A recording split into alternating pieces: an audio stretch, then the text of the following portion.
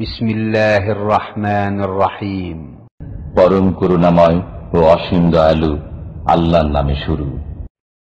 ومن أحسن قولا ممن دعا إلى الله وعمل صالحا وقال إنني من المسلمين। একদিন চলে যাব আমরা সবাই, থাকবো না আমরা কেহ, শুধু মাটির নিচে পড়ে রবে দেহ, শুধু মাটির নিচে পড়ে রবে দেহ। একদিন চলে যাব আমরা সবাই, থাকবো না আমরা কেহ, শুধু মাটির নিচে পড়ে রবে দেহ, শুধু মাটির নিচে পড়ে রবে দেহ।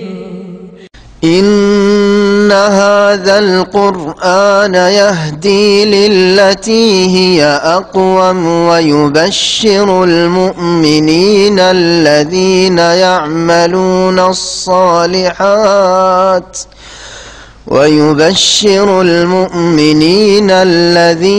يعملون الصالحات أن لهم أجرا كبيرا وأن الذين لا يؤمنون بالآخرة أعتدنا لهم عذابا أليما ويدعو الإنسان بالشر دعاءه بالخير وكان الإنسان عجولا وجعلنا الليل والنهار آيتين فمحونا آية الليل وجعلنا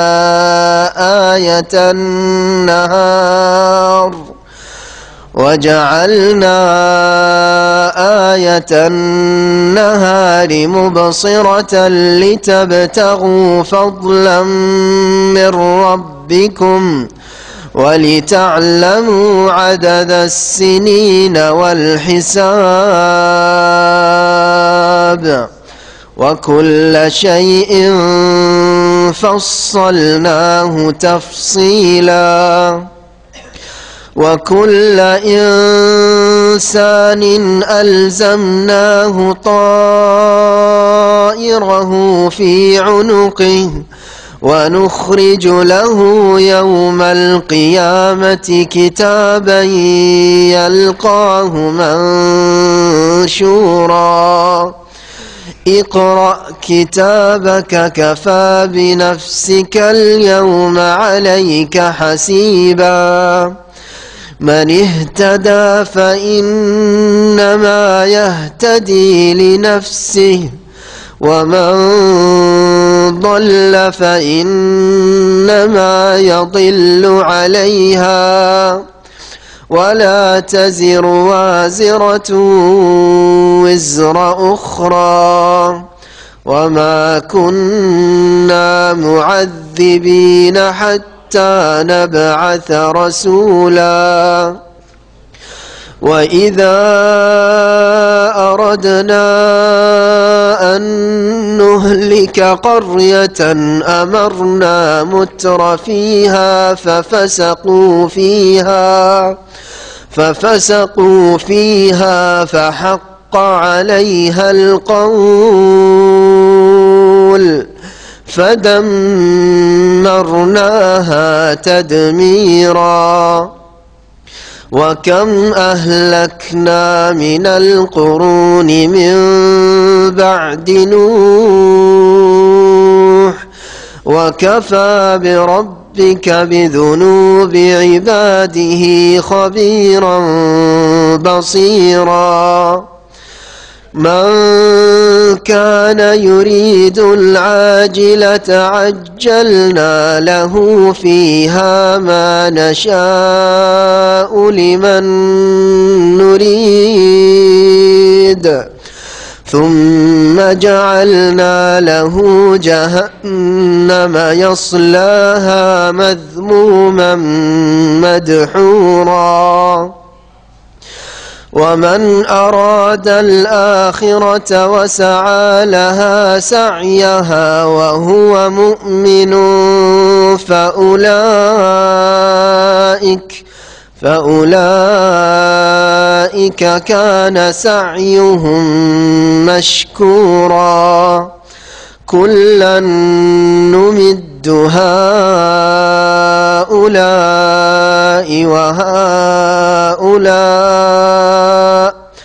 وهؤلاء من عطاء ربك وما كان عطاء ربك محظورا انظر كيف فضلنا بعضهم على بعض وللآخرة أكبر درجات وأكبر تفضيلا لا تجعل مع الله إلها آخر فتقعد مذموما مخذولا وقضى ربك ألا تعبدوا إلا إياه وبالوالدين إحسانا إما يبلغن عندك الكبر أحدهما أو كلاهما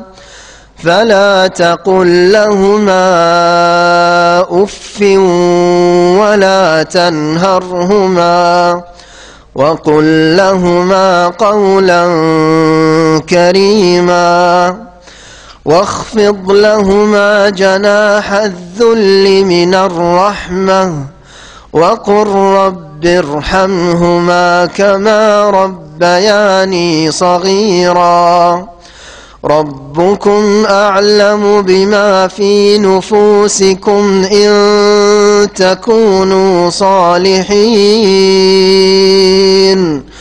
فإنه كان للأوابين غفورا وآت ذا القربى حقه والمسكين وابن السبيل ولا تبذر تبذيرا إن المبذرين كانوا إخوان الشياطين وكان الشيطان لربه كفورا السلام عليكم ورحمة الله وبركاته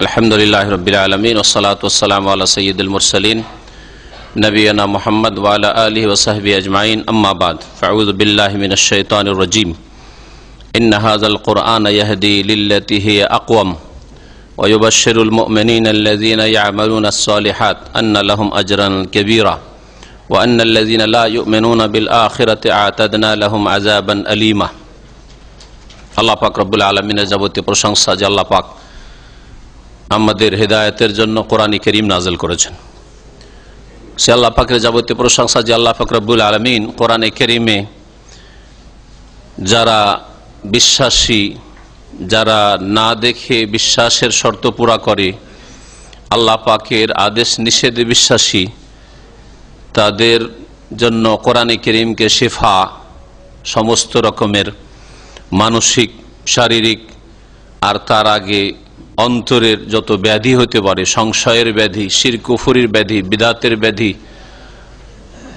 নাস্তিকতার ব্যাধি হিংসা বিদ্বেষের ব্যাধি কলহ বিবাদ শত্রুতা ইত্যাদি সমস্ত যত রোগ রয়েছে অন্তরের সমস্ত রোগের ব্যাধি যত রয়েছে সমস্ত ব্যাধির আল্লাহ পাক শিফা বা আরোগ্যের উপায় বলেছেন এই কোরআন কারীমকে এবং আমাদের এতে সার্বিক কল্যাণ রয়েছে আর ওই সব লোকেরা যারা কোরআন কারীমে বিশ্বাসী নয় তারা কোরআন কারীম নাজিল হওয়ার পরে আরো অধিক ক্ষতিগ্রস্ত হয়ে থাকে সালাত এবং সালাম নাজিল করেন মুহাম্মদুর রাসূলুল্লাহ সাল্লাল্লাহু আলাইহি সাল্লামের উপর যিনি সবচেয়ে বেশি উপকৃত হয়েছেন আল কোরআন দিয়ে এবং তার যত বেশি অনুসারী হবে, যত সুন্দর করে অনুসরণ করবে মানুষ, তত বেশি লাভবান হতে পারবে এই কোরআন কারীম থেকে।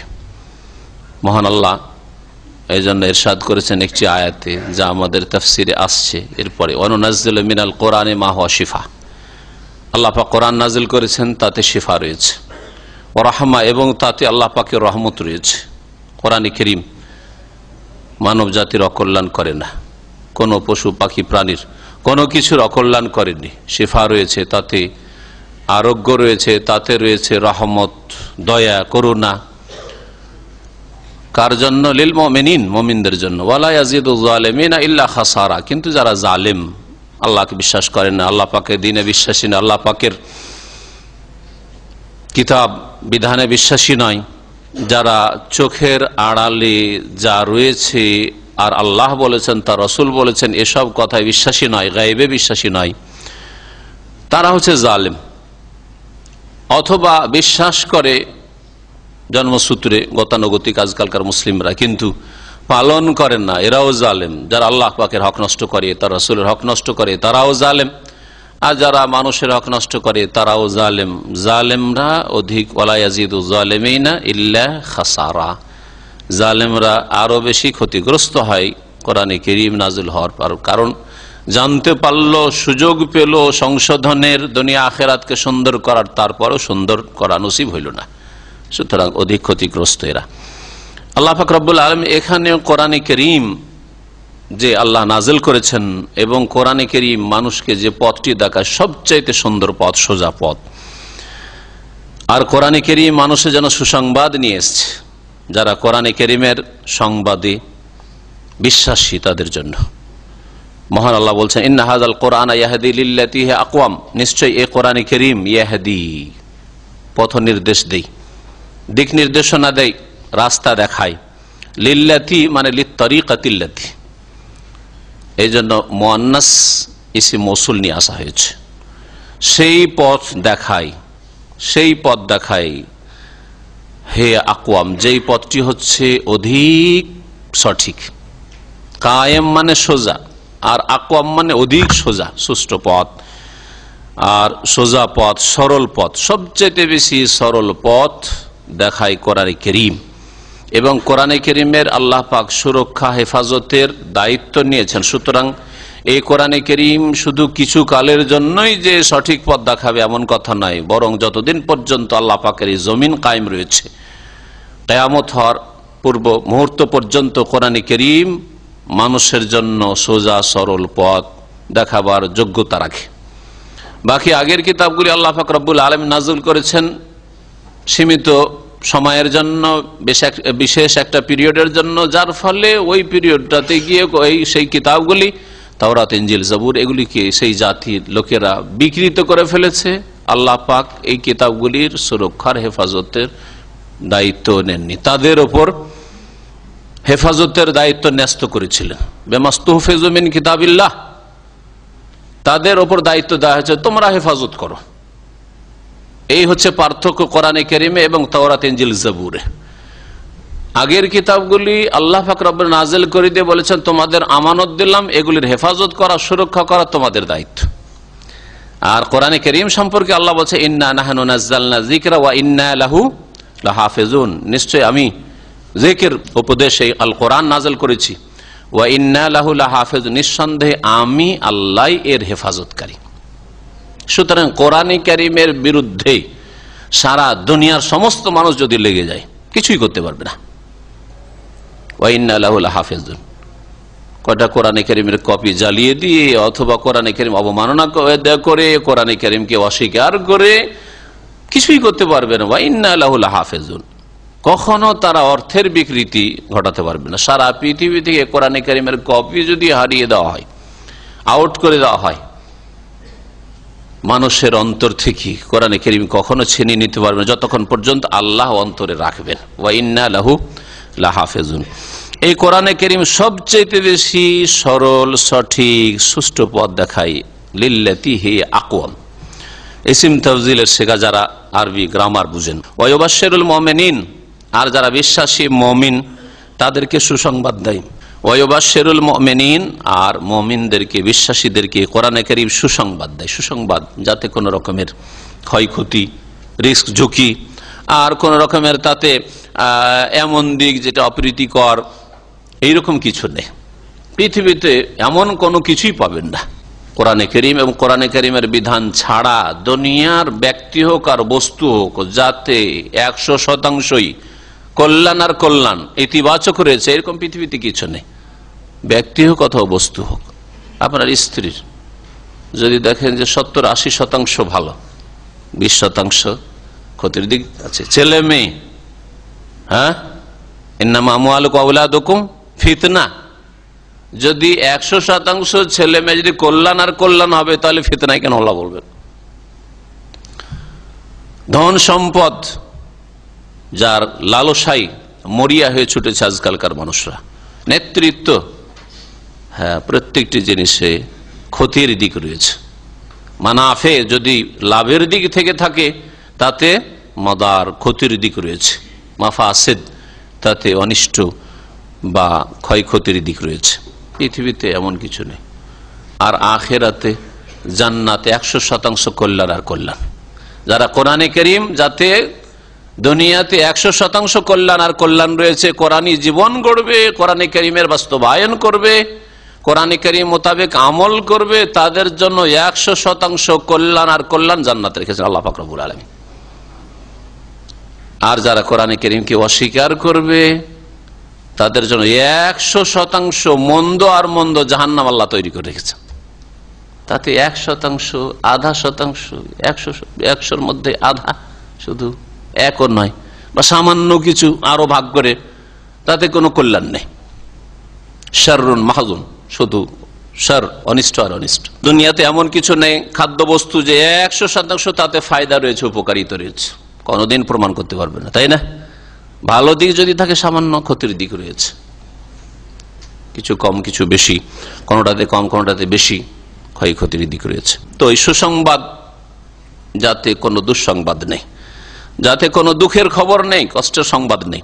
ওয়ায়ুবাশশিরুল মুমিনিন, মুমিনদেরকে কোরআনে কারীম সুসংবাদ দেয়। আল্লাযীনা ইয়ামালুনাস সালিহাত, এই আল্লাযীনা ইয়ামালুনাস সালিহাত থেকে আল্লাহ পাক বুঝিয়ে দিলেন যে শুধু মুমিন দাবি করলে হবে না, শুধু মুসলিম জন্মসূত্রেই হলে হবে না, যে বাপ মা মুসলিম আর যতদিন আমি ইতিহাসে দেখছি আমার পূর্বপুরুষদের সবাই মুসলিম, মুসলিম পরিবারের লোক, না, এতে হবে না। শুধু ইমানের দাবি করলে হবে না, আর বংশ পরিচয় দিলে হবে না, আর আপনার কার্ড আর পাসপোর্ট আর এইসব দিয়ে আইডি পরিচয় দিয়ে আমি জাতিতে মুসলিম এই করলে হবে না।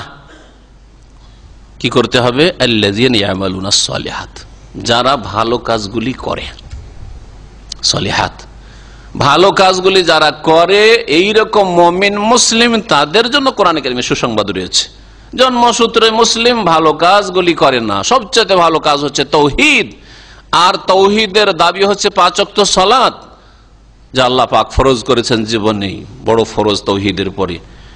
তারপরে যাকাত, সিয়াম, রোজা, হজ ইত্যাদি ইত্যাদি, হিজাব, আরো যেসব ফরজ রয়েছে করণীয়,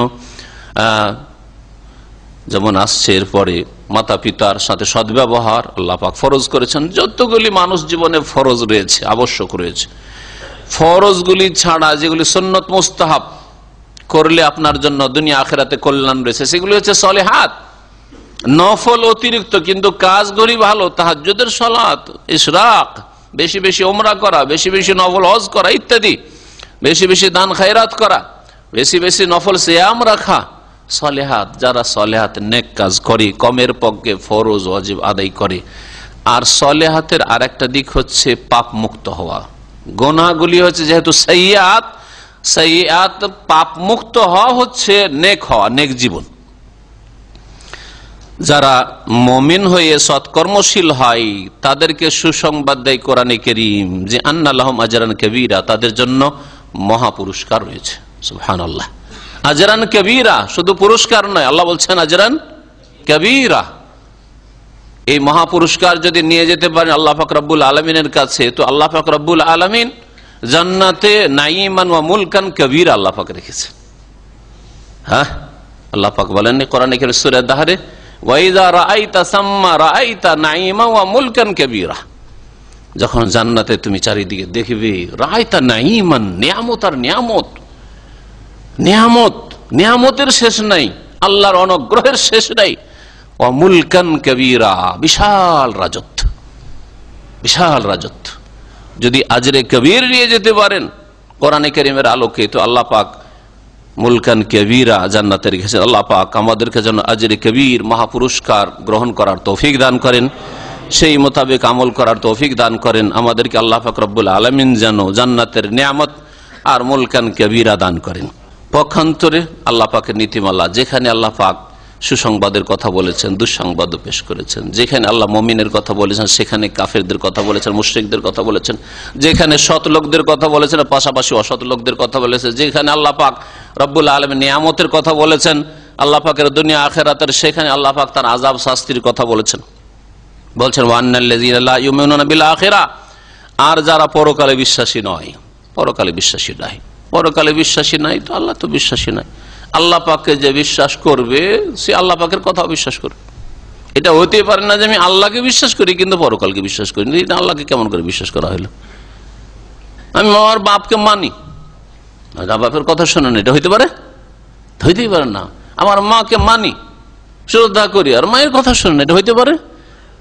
ঠিক তেমনি রবকে বিশ্বাস করে আর রবের কথা, রব যা বলেছেন, আল্লাহ যা বলেছেন, সে আদেশ হোক আর নিষেধ হোক আর সংবাদ হোক, অতীতের হোক আর বর্তমানের হোক আর ভবিষ্যতের হোক, যা কিছু বলেছেন, চোখের আড়ালে হোক আর চোখের সামনেরই হোক, আল্লাহ পাক যা বলেছেন তা বিশ্বাস করি। আল্লাহ বলেছেন আখিরাতের কথা, মানুষের মতের সাথে আখিরাত পরকাল শুরু হয়। আল্লাহ পাক দুনিয়া এবং আখিরাত সৃষ্টি করেছেন। দুনিয়া আল্লাহ পাক কর্মজগৎ করেছেন, এইখানে হচ্ছে মাজরা, আপনার ফার্ম, আপনি কাজ করেন এখানে আখিরাতের জন্য। আর আখিরাত পরকাল হচ্ছে বদলার জগৎ, প্রতিদান জগৎ। আল্লাহ পাক বলছেন ওয়ান্নাল্লাযীনা লা ইউমিনুনা বিল আখিরা, যারা পরকালে বিশ্বাসী নয়, আতাদনা লাহুম আযাবান আলীমা, তাদের জন্য আমি প্রস্তুত করে রেখেছি আযাবান আলীমা, মর্মান্তিক শাস্তি। আলিম, আলম থেকে, আলম মানে বেদনাদায়ক, আলম মানে বেদনা, আর আলিম মানে হচ্ছে বেদনাদায়ক শাস্তি, যন্ত্রণাদায়ক শাস্তি আল্লাহ পাক রব্বুল আলামিন তৈরি করে রেখেছেন। এর থেকে স্পষ্ট হয় যে আল্লাহ পাক রব্বুল আলামিন জাহান্নাম তৈরি করে রেখেছেন। জাহান্নাম হচ্ছে আযাবে আলীম তৈরি করে রেখেছেন আল্লাহ পাক রব্বুল আলামিন। জাহান্নামের যতগুলি আযাবের ধরন আর প্রকরণ রয়েছে আল্লাহ পাক সবগুলিকে প্রস্তুত করে রেখেছেন মহান আল্লাহ। তারপরে মানুষ যে অধৈর্য আর মানুষ যে শীঘ্রতা প্রিয়, এটা হচ্ছে মানুষের স্বভাব, জন্মগত স্বভাব। এই মর্মে আল্লাহ পাক ইরশাদ করেছেন ওয়ায়াদুল ইনসানু বিশশাররি দুআহু বিল খাইর, মানুষ কল্যাণ কামনা করে থাকে। বলছেন ওয়ায়াদুল ইনসানু বিশশার, মানুষ অকল্যাণ, অমঙ্গল, অনিষ্ট কামনা করে থাকে। শার দুআহু বিল খাইর, যেমন সে আহ্বান করে থাকে, যেমন সে তলব করে থাকে, যেমন সে ডেকে থাকে বিল খাইর, কল্যাণকে। মানুষের স্বভাব হচ্ছে যে মানুষ একটুতে অধৈর্য হয়ে যায়, আর যার ফলে যেমন সে ভালো চায় তেমনি মন্দ চেয়ে ফেলে, ভালো যেমন চায় মন্দ চেয়ে ফেলে। এটা হচ্ছে একটা তাফসীর। দুআহু বিল খাইর মানে সে যেমন ভালো চায়, প্রত্যেক মানুষ ভালো চায়, কিন্তু ভালো চাইতে চাইতে যখন মন মেজাজ ঠিক আছে, ভালো অবস্থায় আছেন, মনটা খুশি আছে, আল্লাহর কাছে কল্যাণ চাইছেন, নিজের জন্য কল্যাণ চাইছেন, নিজের স্ত্রীর জন্য কল্যাণ চাইছেন, বাপ মায়ের জন্য কল্যাণ চাইছেন, ছেলে মেয়ের জন্য কল্যাণ চাইছেন, সব ভালো চাইছেন, তাই না?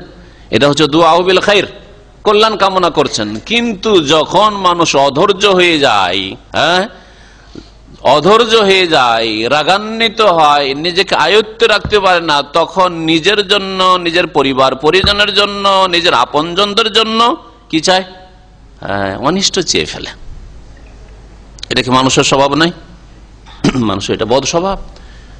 একটু যদি কেউ কষ্ট দেয়, ওর ছেলে মরে যাক, অথচ কখনো সে যদি ধৈর্য ধারণকারী হতো বা যদি সে নিজের ক্রোধকে যদি আয়ত্ত করে রাখতো, তাহলে কখনো করতো না। এই রাগটা ঠান্ডা হয়ে যাওয়ার পরে সে নিজে আক্ষেপ করে যে আমি কি করলাম।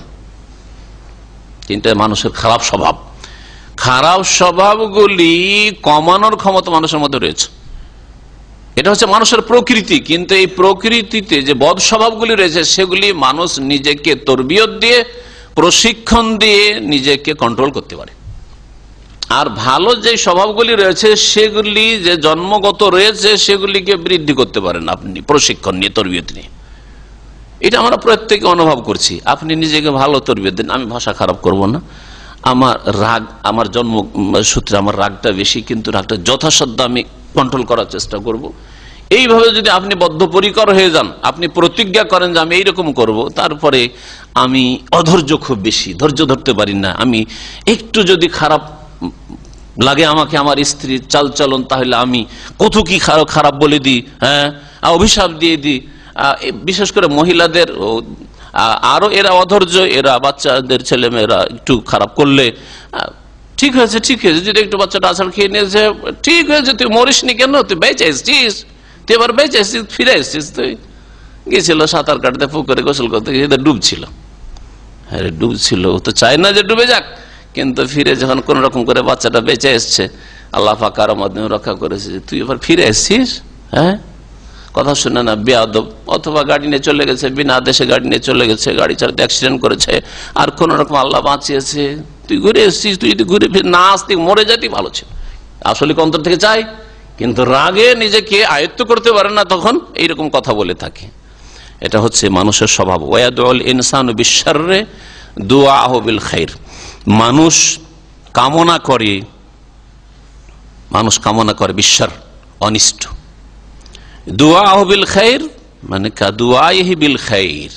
দুআহু এখানে হারফে জার হযফ করে দেওয়া হয়েছে, কাফ ছিল, হারফে জার যদি হযফ করে দেওয়া হয় তো আরবি গ্রামার আছে, তখন সেই যেটা মজরুর হতো সেটাকে ফাতা দিয়ে দেওয়া হয়, মানসুবুন বিনাজিল খাফিল।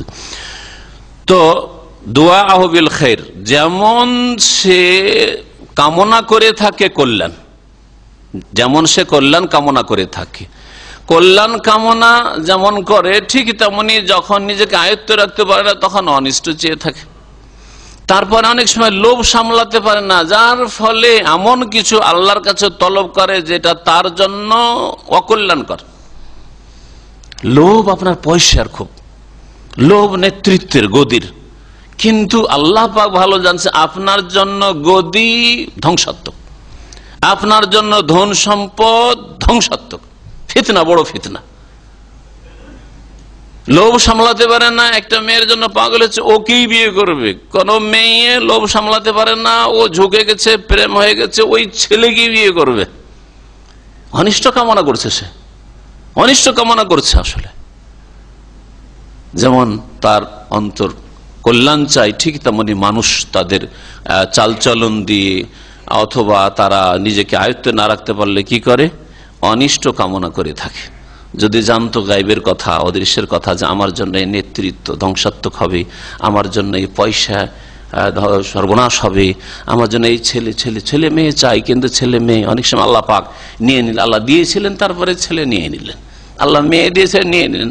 আর কি অধৈর্য, আল্লাহকে গালি দেওয়া, আল্লাহ এত বড় অবিচার করলো, আউযুবিল্লাহ, এরকম কুফরি কথা আমাদের সমাজের লোকেরা বলে। ও জাহেল মূর্খ, জানে না যে এই ছেলেটা থাকলে, মেয়েটা থাকলে তুমি সমাজে মুখ দেখাইতে পারতে না। তোমার ছেলে হয়তো বড় ডাকাত হতো, কুখ্যাত, আর মেয়ে হয়তো এমন খারাপ কিছু করতো যাতে তুমি সমাজে সুবহানাল্লাহ তোমার কোনো মান মর্যাদায় থাকতো না। তা আল্লাহ তোমার জন্য কল্যাণ করেছে। হ্যাঁ, খেজর আলাইহিস সালামের আর মুসা আলাইহিস সালামের ঘটনায় এই শিক্ষা দেওয়া হয়নি, ছেলেটাকে হত্যা করে দিয়ে? হ্যাঁ, জি হ্যাঁ।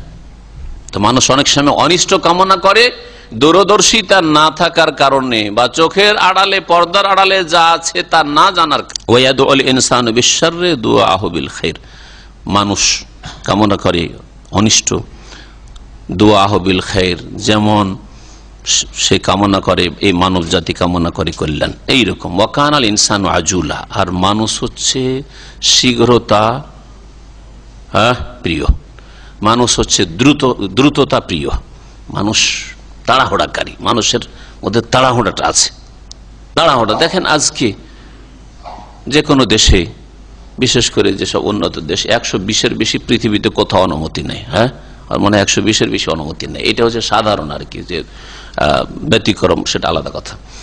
120 আপনি চালাতে পারেন, তাই না, স্পিড।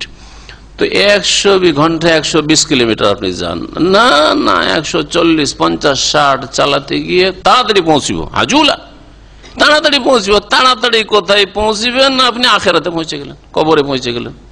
হচ্ছে কি হচ্ছে না বলেন দেখি? তাড়াতাড়ি পৌঁছিব, কতটা পার্থক্য হবে? একজন 100 কিলোমিটার 120 কিলোমিটার চালাচ্ছে, আর আপনি 140, 50, 60 চালাচ্ছেন। এই তো খুব পার্থক্য হলে আপনি না হয় 5 থেকে 10 মিনিট আগে পৌঁছে গেলেন, যদি পৌঁছিতে পারেন। আর যখন অ্যাক্সিডেন্ট হয়ে যাচ্ছে 1 ঘন্টা নয়, 2 ঘন্টা, 3 ঘন্টা চলে যাচ্ছে, ট্রাফিক পুলিশ আসছে না,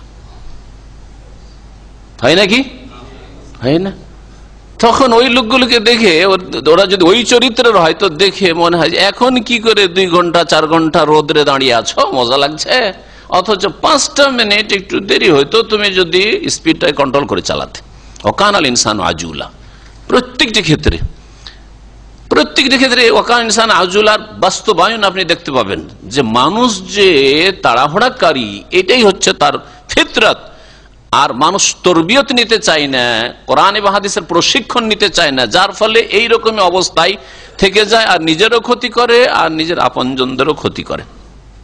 তালাকের বিষয়টা নেন, ভারত বাংলাদেশ উপমহাদেশের প্রেক্ষাপটে তালাক দিতে গিয়ে আল্লাহ বলছেন একটা করে দাও, বলছেন না একটা না 3 তালাক। বিশেষ করে বিদাতি মহলে 1 তালাকের ধারণাই নেই, একটা তালাক আবার দেওয়াই, আরে ওকে রাখবো না, আবার 1 তালাক কিসের, একসাথে 3। আল্লাহ বলছেন একটা করে দাও। তালাক মাররাতান, 2 বারে দিবে। প্রথম এই 2 বার ফিরাইতে পারে, এই জন্য 2 বার। আল্লাহ মাররাতান কেন বললেন? হ্যাঁ, মাররাতান এই জন্য যে 2 বারে দাও, একবার একটা দাও, 3 মাস ছেড়ে দাও। 3 মাস চিন্তা করো, সেও চিন্তা করো, তোমার স্ত্রীও চিন্তা, তুমিও চিন্তা করো, না এক্ষুনি আমি 3টে দেবো। আর 3-এর বেশি তালাকের প্রয়োজন নাই। তারপরে জাহেল মূর্খ 100 তালাক দেয়, ঘর বাড়ি ভর্তি করে তালাক দেয়। এটা আজকালকার জাহেলরা না, আরো ওই উমর রাদিয়াল্লাহু তাআলা আমিরুল মুমিনের জামানায় এরকম তালাক দিত। হ্যাঁ, লাখ লাখ তালাক, 100,000 তালাক, এইরকম করে তালাক দিত। যখন এইরকমই তালাক দিত, তখন উমর রাদিয়াল্লাহু তাআলা বললেন যে বিহাতবগুলোকে শাস্তি দেওয়ার দরকার। হ্যাঁ, যেহেতু তিনি খলিফা আমিরুল মুমিনিন, বলে ইন্নান নাস কাদ ইস্তাজালু ফি আমর, মানুষরা এই বিষয়টাই তাড়াহুড়া করা শুরু করেছে যে একদিনে স্ত্রীকে চিরকালে বিদায় করব, ঠিক আছে। ফালাউ আমদাইনাহু ফামদাহু আলাইহিম, তাহলে আমার মনে হচ্ছে এদের উপরে 3টাকে বাস্তবায়ন করে দিই। সুতরাং তিনি বলে ঠিক আজকে থেকে যে 3 তালাক দিবে, 3 তো 3, আর ওই বিবি ঘুরিয়ে পাবে না, তুই কখনো ফিরে আসবে তোমার কাছে। কিন্তু তার জামানাতে এইটা ছিল না, আবার হিল্লার একটা চোরা জেনার রাস্তা আছে। হ্যাঁ, এটা ছিল না, এটা বিদাতিরা আবিষ্কার করেছে। আরে সেটাই যদি হয় তোমাদের মত যে 3 তালাক, ওমর রাদিয়াল্লাহু তাআলার জামানার ওই ফতোয়া নিলাম, আর সেটাই কিয়ামত পর্যন্ত চালালাম। হ্যাঁ, নবী সাল্লাল্লাহু আলাইহি ওয়াসাল্লামের জামানায় কি ছিল সেটা দেখলাম না, সহিহ মুসলিমের হাদিস। আবু বকর রাদিয়াল্লাহু তাআলার খেলাফতে কি ছিল তাও দেখলাম না, ওখান থেকে শুরু করলাম, ওমর রাদিয়াল্লাহু জামানা থেকে শুরু করলাম। শুরু করলে তো ঠিক আছে, শুরু করো, কিন্তু আবার হিল্লা দিয়ে আবার বিকে কেন হালাল করছো এই জেনা করিয়ে? হ্যাঁ, ভাড়া এটা পাঠা দিয়ে, এ তো ইসলামে জায়েজ নাই। এটা তো আর উমারের যুগে ছিল না, ছিল এই হিল্লার হালাল্লা, এই তো আর উমারের যুগে ছিল না। এটা তোমরা কি করে আবিষ্কার করলে? ফতোয়া নেবে উমারের, আর উমর রাদিয়াল্লাহু তাআলা এই জন্য করলেন যে বেশি বেশি এরকম করে তালাক দিবে, একসাথে 3টা আর 100টা আর 1000টা তালাক দিবে একসাথে। 3 তালাক তো 3 তালাক। তার এটা হ্যাঁ খেলাফতের রাজনৈতিক তার সেটা পানিশমেন্ট ছিল। হ্যাঁ, এটাকে বলা হয় তাজিরি ফতোয়া ছিল। কিন্তু সেটা যদি নাও মানে যে এর উপরে একমত হয়েছে, ধরে নিলাম ঠিক আছে তোমাদেরটা ঠিক, তো হিল্লার বিয়ে কোথায় ফেললে? হ্যাঁ, ফতোয়া নিব ওমরের, আর হিল্লাটা আমাদের মোল্লাদের নিব, যে ঠিক আছে তোর বিবি তো 3 তালাকে হারাম হয়ে গেছে, এখন হালাল তো করতেই হবে যেইভাবে হোক না কেন। তার কি করবি, দেখ কোনো বন্ধু বান্ধব আছে কিনা, বা কোনো মোল্লা হুজুর আছে কিনা, মসজিদের মোল্লাটাকে বল জাকারাতের জন্য বিয়ে করে সকালবেলা যেন তালাক দিয়ে দেয়। ব্যভিচার না এটা কি শিয়াদের রাফেজদের নেকাহে মোতা নয়? বলে তো নেকাহে মোতা ওরা করে 1 মাস 2 মাসের জন্য, 3 দিনের জন্য, 1 ঘন্টার জন্য ওরা নেকাহে মোতা করে। ওদের কাছে জেনা ধর্ম, আর আপনাদের কাছে যদি এইরকম হিল্লা আর হালালা যদি ধর্ম হয়, তাহলে একই অবস্থা। দুটোতে পার্থক্য আছে, নেকাহে মোতা আর হালালার বিয়েতে পার্থক্য কোথায়? ইসলামে যেটা আছে যে 3 তালাক যদি হয়ে গিয়ে থাকে তাহলে 3 তালাক হলে চিরদিনের জন্য হারাম, হাত্তা তানকিহা যাওজান গায়রা। তারপরে যে কোনো মানুষ স্বেচ্ছায় যে কোনো পুরুষ পয়গাম দেবে আর পয়গাম দিয়ে বিবাহ হবে, বিবাহ করবে, তাকে চিরকাল রাখার জন্য, যতদিন দুনিয়ায় থাকবে রাখার জন্য বিয়ে করবে।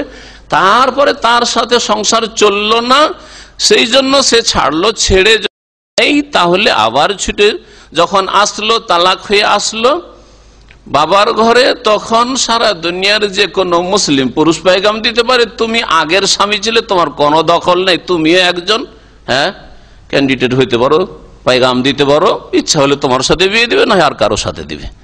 এটা ইসলামে রয়েছে, কিন্তু এই হালালের তরিকা কোথায় রয়েছে বুঝছেন? তো এই তাড়াহুড়া, ওয়াকানাল ইনসান আজুলা, তাড়াহুড়া করার কারণে আজকে হালাল আর হিল্লার এই নাজাইজ আর নোংরা বিবাহের প্রচলন ঘটেছে বিদাতি সমাজে। আল্লাহ পাক বলছেন ওয়াজআলনাল লাইলা ওয়ান নাহারা আয়াতান। এখান থেকে আল্লাহ পাক রব্বুল আলামিনের রুবুবিয়ত, আল্লাহ পাক রব্বুল আলামিনের প্রভুত্ব, আল্লাহ পাক রব্বুল আলামিনের কুদরত, ক্ষমতা, আল্লাহ পাকের কাজ, যে আল্লাহ পাকের বহু নিদর্শন আল্লাহকে চেনার রয়েছে, তার কিছু বর্ণনা করছেন। তার মধ্যে হচ্ছে রাত আর দিন। আল্লাহ বলছেন আমি সৃষ্টি করেছি রাত এবং দিন। কিভাবে? আয়াতাইন, দুটো নিদর্শন হিসাবে। ওয়াজআলনাল লাইলা ওয়ান নাহারা আয়াতাইন, আমি রাত এবং দিনকে করেছি দুটো নিদর্শন। নিদর্শন কাকে বলা হয়? আয়াত। আয়াত যদি আল্লাহ পাকের সৃষ্টিগত হয় তাহলে আয়াতে কৌনিয়া, মানে তা দিয়ে আল্লাহ পাক রব্বুল আলামিনের অস্তিত্ব সম্পর্কে জ্ঞান লাভ করা, আল্লাহ পাকের ওয়াহদানিয়াত, একত্ব সম্পর্কে জ্ঞান লাভ করা, আল্লাহ পাকের কুদরতে বা আল্লাহ পাকের যেসব রুবুবিয়তের কাজ রয়েছে সেগুলি সম্পর্কে জ্ঞান অর্জন করা। রাত দেখে আপনি চিনবেন যে রাতের সৃষ্টিকর্তা অবশ্যই একজন আছেন। দিন দেখে আপনি দিনের সূর্য দেখবেন, দিনের কখনো মেঘলা আকাশ, কখনো রোদের প্রখরতা, কখনো শীতকাল, কখনো গ্রীষ্মকাল, রাত দিনের আবর্তন দেখে এসবের একজন কেউ তৈরি করনেওয়ালা আছেন, তিনি হচ্ছেন আল্লাহ, তিনি হচ্ছেন আল্লাহ। এটা হচ্ছে নিদর্শন আয়াতে কৌনিয়া। আর কোরআনে কারীমের আয়াত হচ্ছে আয়াতে শারঈয়া, কোরআনের আয়াত পড়ে অর্থ বুঝে আল্লাহ পাকের অস্তিত্ব সম্পর্কে, আল্লাহ পাকের একত্ব সম্পর্কে, আল্লাহ পাকের সম্পর্কে যা জানা ফরজ বান্দার উপর, সে সম্পর্কে জানতে পারবেন। তাহলে দুই আয়াত দিয়ে আল্লাহকে জানা যায়। আল্লাহ পাকের সৃষ্টিগত আয়াত মানুষের শরীরে বহু রয়েছে। এই জন্য আল্লাহ পাক বলেছেন অফি আনফুসিকুম আফালা তুবসিরুন সানুরিকুম আয়াতিনা ফিল আফাকে ওয়াফি আনফুসিহিম, তোমাদেরকে নিদর্শন দেখাবো। প্রথম আয়াতে বলছেন অফি আনফুসিকুম, আল্লাহ পাক রব্বুল আলামিন তোমাদের ভিতরে আল্লাহ পাককে খুঁজে পাবে। মানে এর মানে এই না যে হলুলি আকীদা, হেল্লাজি আকীদা এখান থেকে নিচ্ছে ওরা, জানেন? ওয়াফি আনফুস, আল্লাহ তোমাদের মধ্যে রয়েছে। তো শুধু হুসেন মানুষের হাল্লাজের মধ্যে কেন হবে? তাহলে সবারই মধ্যে রয়েছে। আর তারপরে শুধু মুসলিমের মধ্যে কেন হবে? হিন্দুর মধ্যে আল্লাহ আছে, তাই না? এইখানে সর্বত্র বিরাজমান, সবকিছুতে বিরাজমানের কুফরি নিলা, বুঝলেন? ওয়াফি আনফুস মানে তোমাদের অঙ্গ প্রত্যঙ্গ, তোমাদের ভিতরে বাইরে যা আছে এগুলি দেখলে উপলব্ধি করবে যেগুলি এমনিতে প্রাকৃতিক তৈরি হয়ে যায়নি।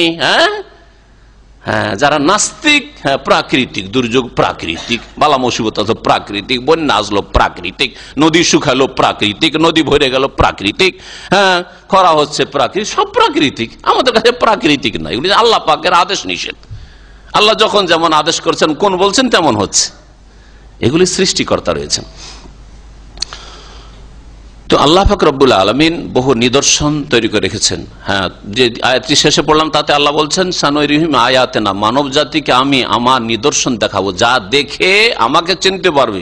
ফিল আফাক, দিগন্তে, চারিদিকে তাকান, পৃথিবী তাকান, বিভিন্ন দেশের দিকে তাকান, বিভিন্ন দেশের দৃশ্য, মাটির রং আর সেখানকার অবস্থা, সেখানকার জিওগ্রাফিক্যাল অবস্থা, বিভিন্ন যে অবস্থা রয়েছে সবগুলি মিলিয়ে আপনি তাকান, যতটা যার জ্ঞান রয়েছে। যাদের জ্ঞান একেবারে সীমিত ছিল, বেদুইন, ওরা কি বুঝে? আফালা ইয়ানজুরুনা ইলা ইবলি কাইফা খুলিকাত, এবেল রাত দিন উট দেখছে, উট আল্লাহ দেখে দেখে আল্লাহকে চিনতে বলেছেন। ওয়াইলা সামাই কাইফা রফাত, আকাশ দেখো, আকাশ সবাই দেখতে পাচ্ছে, একটা মূর্খ লোক আকাশ দেখতে পাচ্ছে, অশিক্ষিত আকাশ দেখতে পাচ্ছে। ওয়াইলাল জিবালে কাইফা, আরব দেশে পাহাড় খুব বেশি হয়েছে, পাহাড় দেখো, আল্লাহকে চিনতে পারবে।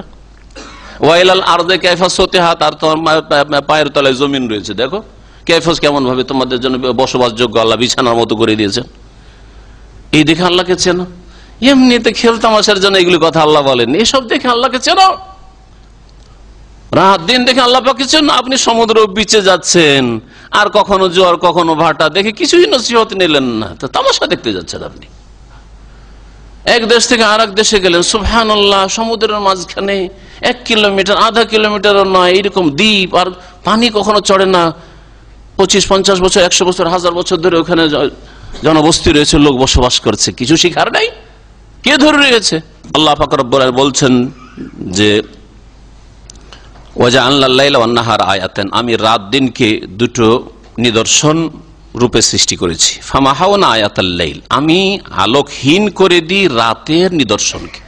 রাতের যখন নিদর্শন মানুষের সামনে আসে তখন সেটাকে আলোকহীন করে দেন, অন্ধকার ছেয়ে যায় পৃথিবীতে, যেন মনে হচ্ছে যে আলো ছিল, আলোর উপর একটা চাদর, রাতের অন্ধকারের চাদর বিছিয়ে দেওয়া হলো।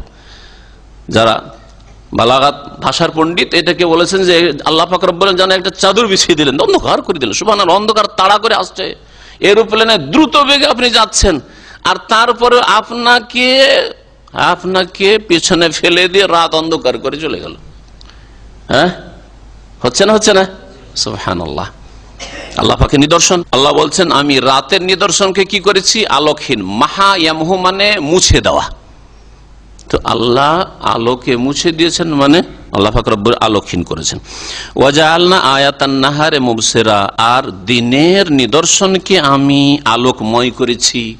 আবসারা ইউবসিরা থেকে ইসিম ফাইলের ওয়াহিদ মুন্নাস এসে গেছে মুবসিরা, মানে যাতে দেখা যেতে পারে। দিনে আপনি আলো হয়ে যাচ্ছে, তখন দেখতে পাচ্ছেন, আলোকময় আল্লাহ পাক করেছেন। লিতাবতাগু ফাদলাম মির রাব্বিকুম, এই যে রাত দিন, দিনে আলো হয়ে যাচ্ছে, রাত্রে অন্ধকার হয়ে যাচ্ছে, এমনি আল্লাহ করেছেন। আবাস আফাহাসিবতুম আন্নামা খালাকনাকুম আবাসা, এমনিতে এটাও একটা খেল তামাশা, যে একই রকম থাকলে দেখতে ভালো লাগবে না, তো একবার অন্ধকার হোক, একবার আলো হোক, একবার অন্ধকার হোক, একবার আলো, বাস এতটুকুই, নেই তো আরো বহু হিকমত রয়েছে, রহস্য রয়েছে। আল্লাহ বলছেন লিতাবতাগু ফাদলাম মির রাব্বিকুম, যাতে করে তোমরা সন্ধান করতে পারো তোমাদের প্রতিপালকের রাখা অনুগ্রহ। আল্লাহ যে জমিনে তোমাদের জন্য অনুগ্রহ, ফাজল মানে হচ্ছে রিজিক, উপজীবিকার ব্যবস্থা। আপনার খাদ্য লাগবে, পানীয় লাগবে, প্রয়োজনের বস্তু লাগবে, সাজ সরঞ্জাম লাগবে, এগুলো যাতে আপনি তলাশ করতে পারেন। কারণ দিনের আলোতে যেইভাবে এই কাজকর্ম করা সম্ভব, রাতের অন্ধকারে অসম্ভব। কত জায়গায় আলো দিবেন আপনি, কত জায়গায় বিদ্যুৎ পৌঁছাবেন। আর আজকে না হয় সামান্য কিছু বিদ্যুৎ পৌঁছাতে শিখেছেন, তারপরে এত উন্নত দেশে মাঝে মধ্যে বিদ্যুৎ চলে যাচ্ছে, যাই না? সুবহানাল্লাহ। আর বিদ্যুৎ শুধু শহরে, গ্রামে কোথায়, মরুভূমিতে কোথায়? লিতাবতাগু ফাদলাম মির রাব্বিকুম, দিন করেছেন আল্লাহ পাক রব্বুল আলামিন রুজির সন্ধানের জন্য। ফজল মানে রুজি। এই জন্য মসজিদ থেকে যখন বেরোচ্ছেন তখন কি দোয়া শেখানো হয়েছে? আল্লাহুম্মা ইন্নী আসআলুকা মিন ফাজলি। এখন মসজিদ থেকে নামাজ পড়ে সালাত আদায় করে বেরিয়ে গেলাম, এখন কিসের প্রয়োজন? রুজির প্রয়োজন। আল্লাহ তোমার কাছে ইন্নী আসআলুকা, আমি চাইছি, মিন ফাজলিকা, তোমার অনুগ্রহ, রুজি চাইছি। ফাইদা কুদিয়াতিস সালাতু ফান্তাশিরু ফিল আরদ, নামাজ শেষ হয়ে গেছে, জুমার নামাজের আয়াত, তখন ফান্তাশিরু ফিল আরদ, দুনিয়াতে ছড়িয়ে পড়ো, যে যেখানে যাওয়ার যাও। ওয়াবতাগু মিন ফাদলিল্লাহ, ওখানে আল্লাহ ফজল বলেছেন। আল্লাহর ফজল মানে হচ্ছে আল্লাহ পাকের অনুগ্রহ, রিজিক, যা আপনার ভাগ, আল্লাহ অংশ এখানে রেখেছেন। ওয়ালিতাআলামু আদাদাস সিনিনা ওয়াল হিসাব, এখানে আরেকটা রাতের ফায়দা রয়েছে, সেটা হচ্ছে বিশ্রাম করা। অন্য বেশ কিছু আয়াতে মর্মে রয়েছে, যেটা এখানে আল্লাহ পাক উল্লেখ করেননি। কারণ দিনে ওইভাবে আরাম বিশ্রাম হবে না যেইভাবে রাতে আরাম বিশ্রাম হয়। ঘুমটা ঘরটা অন্ধকার করে দিলে যেইভাবে হয়, আলোতে ঘুম আসবে, অনেকের আসে না, ব্যতিক্রম কিছু লোক আছে, ওর অভ্যাস হয়ে গেছে আলোতে ঘুমিয়ে হয়তো অভ্যাস হয়েছে, সেটা আলাদা কথা। তারপরও তার শরীর, তার মন মেজাজ ওই শান্তি পানে যে শান্তি অন্ধকারে নিদ্রাতে রয়েছে।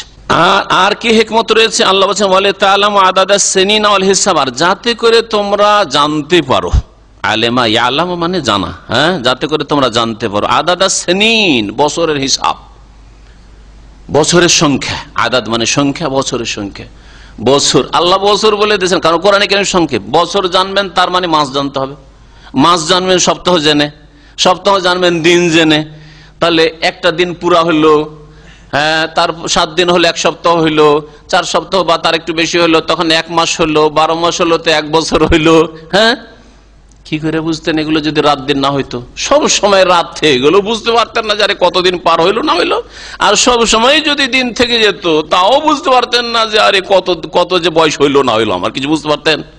কিছু বুঝতে পারতেন না যে আমার আয়ু কতটা হইলো। কিন্তু এখন সব প্রতি বছর বুঝতে পারছেন, হ্যাঁ 1 বছর বাড়লো, আমার 1 বছর বাড়লো। বাড়ে না কমে আয়ু? কিন্তু আমরা বাড়াই বলি আমাদের ভাষায়, তাই না? 40 বছর বয়স ছিল গত বছর, এবার 41 হলো, তো বাড়া বলি। কিন্তু বাড়লো না কমলো? আপনাকে দেওয়া হয়েছে 50 বছর, তো কমলো। এখন প্রতি বছর কমছে কমছে, কবরের দিকে যাচ্ছে। সুতরাং কবরের জীবনের জন্য, আখেরাতের জন্য প্রস্তুতি নেন। ওয়াল হিসাব, এবং হিসাব করতে পারবে। এই রাত দিনের আবর্তন বিবর্তনের মাধ্যমে তোমরা এসবের হিসাব নিকাশ রাখতে পারবে। টাকা পয়সা কাউকে ধার খরচ দিচ্ছেন, হিসাব কিতাব রাখতে পারবেন, কতদিনের জন্য দিয়েছি, কখন তার কাছে পাবো, কখন চাইবো, হ্যাঁ, ইত্যাদি ইত্যাদি হিসাব করতে পারবেন। আর প্রত্যেক বস্তুকে বিশদভাবে বিস্তারিতভাবে আমি বর্ণনা করেছি। কোরআনে কারীম আল্লাহ পাক প্রত্যেকটি বিষয়কে আল্লাহ বিস্তারিত বর্ণনা করেছে। বিস্তারিত মানে প্রত্যেকটা মাসলা নয়, বরং যা প্রয়োজন মানুষের সেসব প্রয়োজনের আল্লাহ পাক রব্বুল গাইডলাইন দিয়ে দিয়েছেন কোরআনে কারীমে। সার্বিক জীবনের ক্ষেত্রে দিক নির্দেশনা, জীবনের প্রত্যেকটি ক্ষেত্রে হেদায়েত নামা রয়েছে, দিক নির্দেশনা রয়েছে।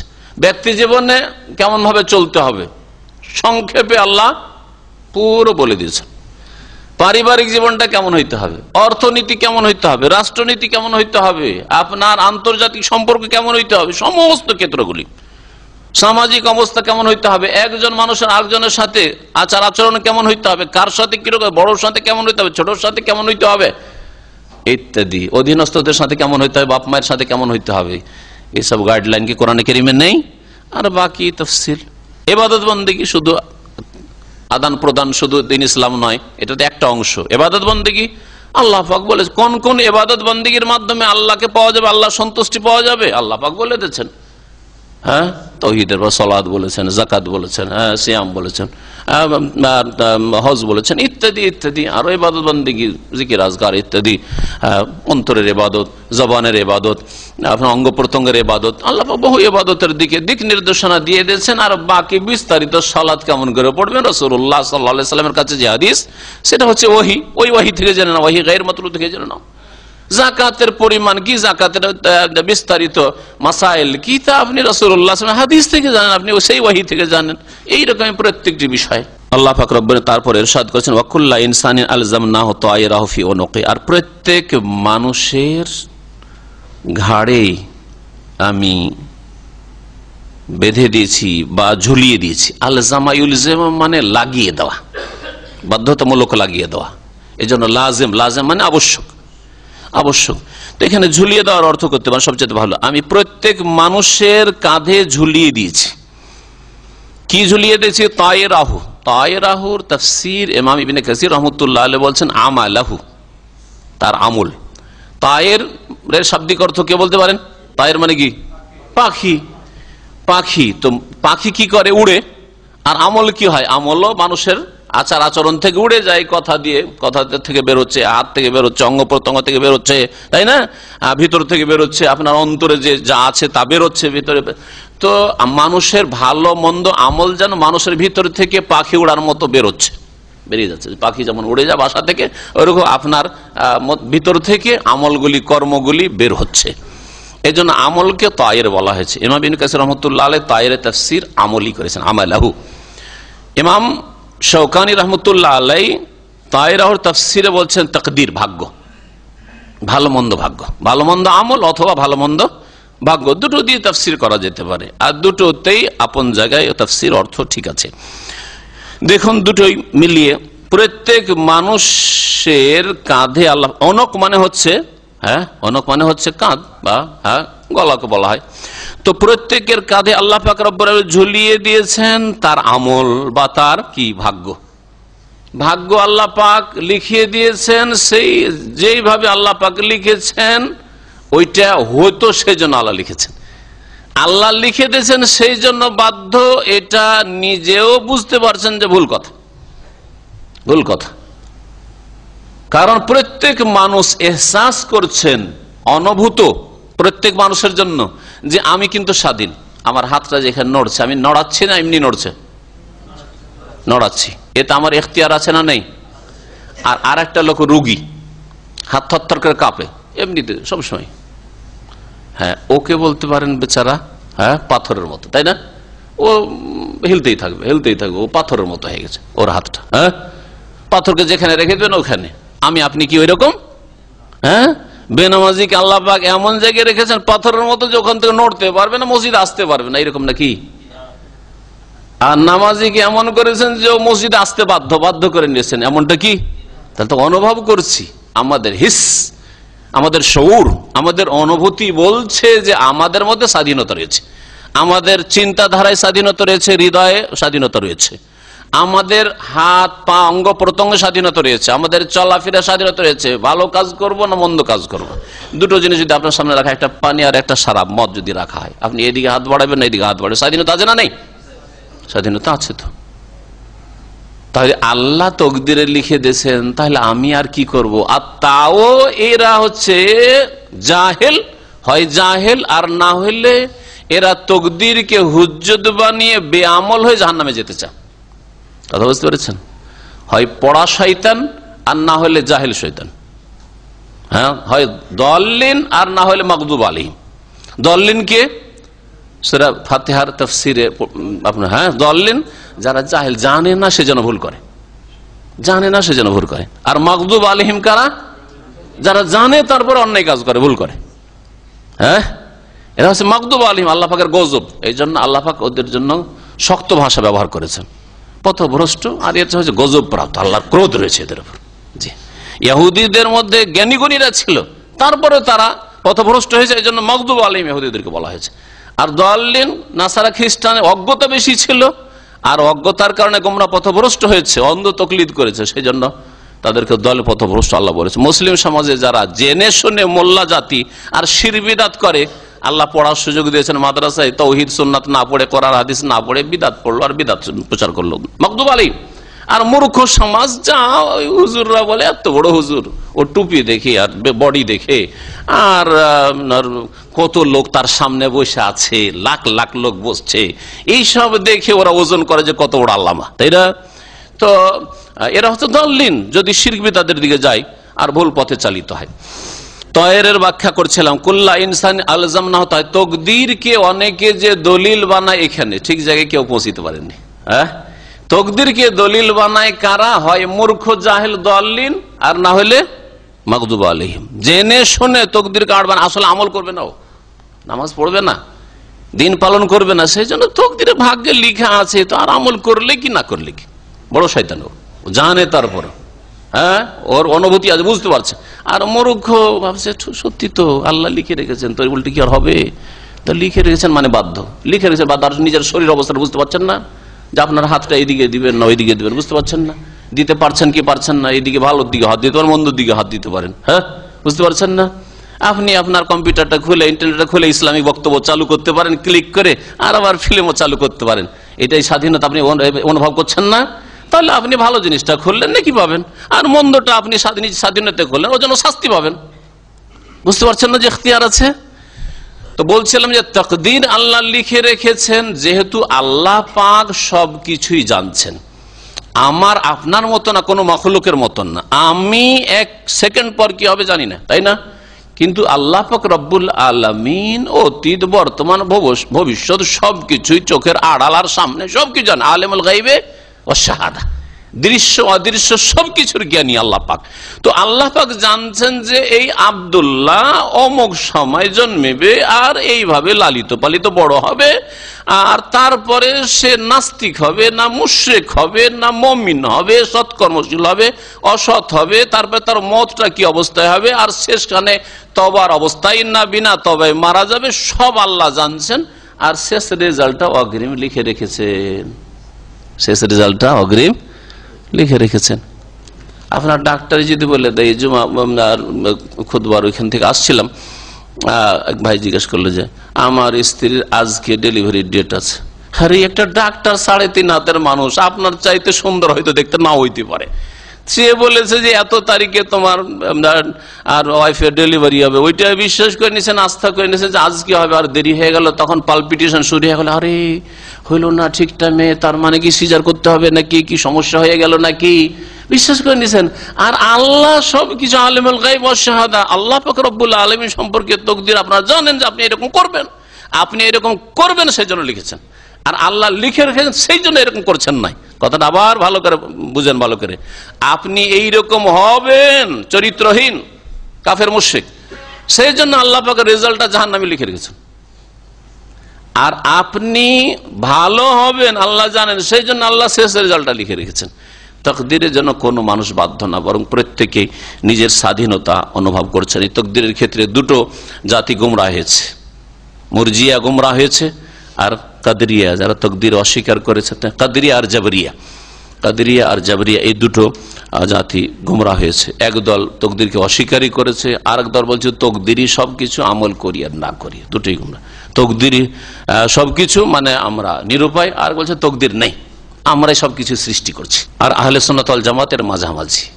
আল্লাহ পাক সবকিছু জানেন বলে আল্লাহ লিখেও রেখেছেন আপনার ফলাফল, আর এর লক্ষণ হচ্ছে আপনার কাজগুলি, আপনার ইমান আমল হচ্ছে লক্ষণ আপনার তকদির ভালো কিনা। আপনি নিজেই উপলব্ধি করেন এখন, আমার ইমান আমল যদি ভালো হয় তাহলে আমার তকদির ভালো, আর আমার ইমান আমল খারাপ হচ্ছে তার মানে আমার তকদির খারাপ হচ্ছে। আপনি ঠিক করেন, রাস্তা পরিবর্তন করেন, ভালো রাস্তা খুঁজছেন আপনি, এটাও স্বাধীনতা আল্লাহ দিয়েছেন যে রাস্তা চেঞ্জ করেন, ভুল রাস্তায় চলে গেছেন রাস্তা চেঞ্জ করেন, ইউটার্ন করে ফিরে আসেন।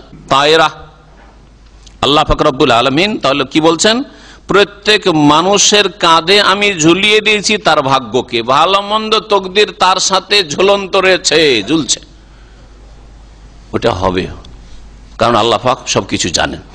আর যদি আমল নেন, আমল প্রত্যেক বান্দার কাঁধে ঝুলিয়ে দিয়েছেন আল্লাহ পাক রব্বুল আলামিন। যেই আমলগুলি নিয়ে আল্লাহর সামনে যাবে, ভালো আমল নিয়ে গেলে তার ফল ভালো পাবে, আর যদি মন্দ আমল নিয়ে যায়, কুফরি, শিরক, বিদআত, পাপ, অন্যায়, নামাজ ত্যাগ করা, যেসব অন্যায় রয়েছে পাপ কাজ নিয়ে যায়, তাহলে তার শাস্তি পাবে। অনুখরিজু লাহু ইয়াউমাল কিয়ামাতি কিতাবান ইয়ালকাহু মানশুরা, আর তার জন্য কিয়ামতের দিনে আমি এমন একটি লিখনি বের করে নিয়ে আসবো। আমল নামা যাকে আমরা বলি, আমল নামা, এটা ফার্সি ভাষা, আমল যদিও আরবি, আর তো নামাটা ফার্সি। নামা মানে কি বুঝেন?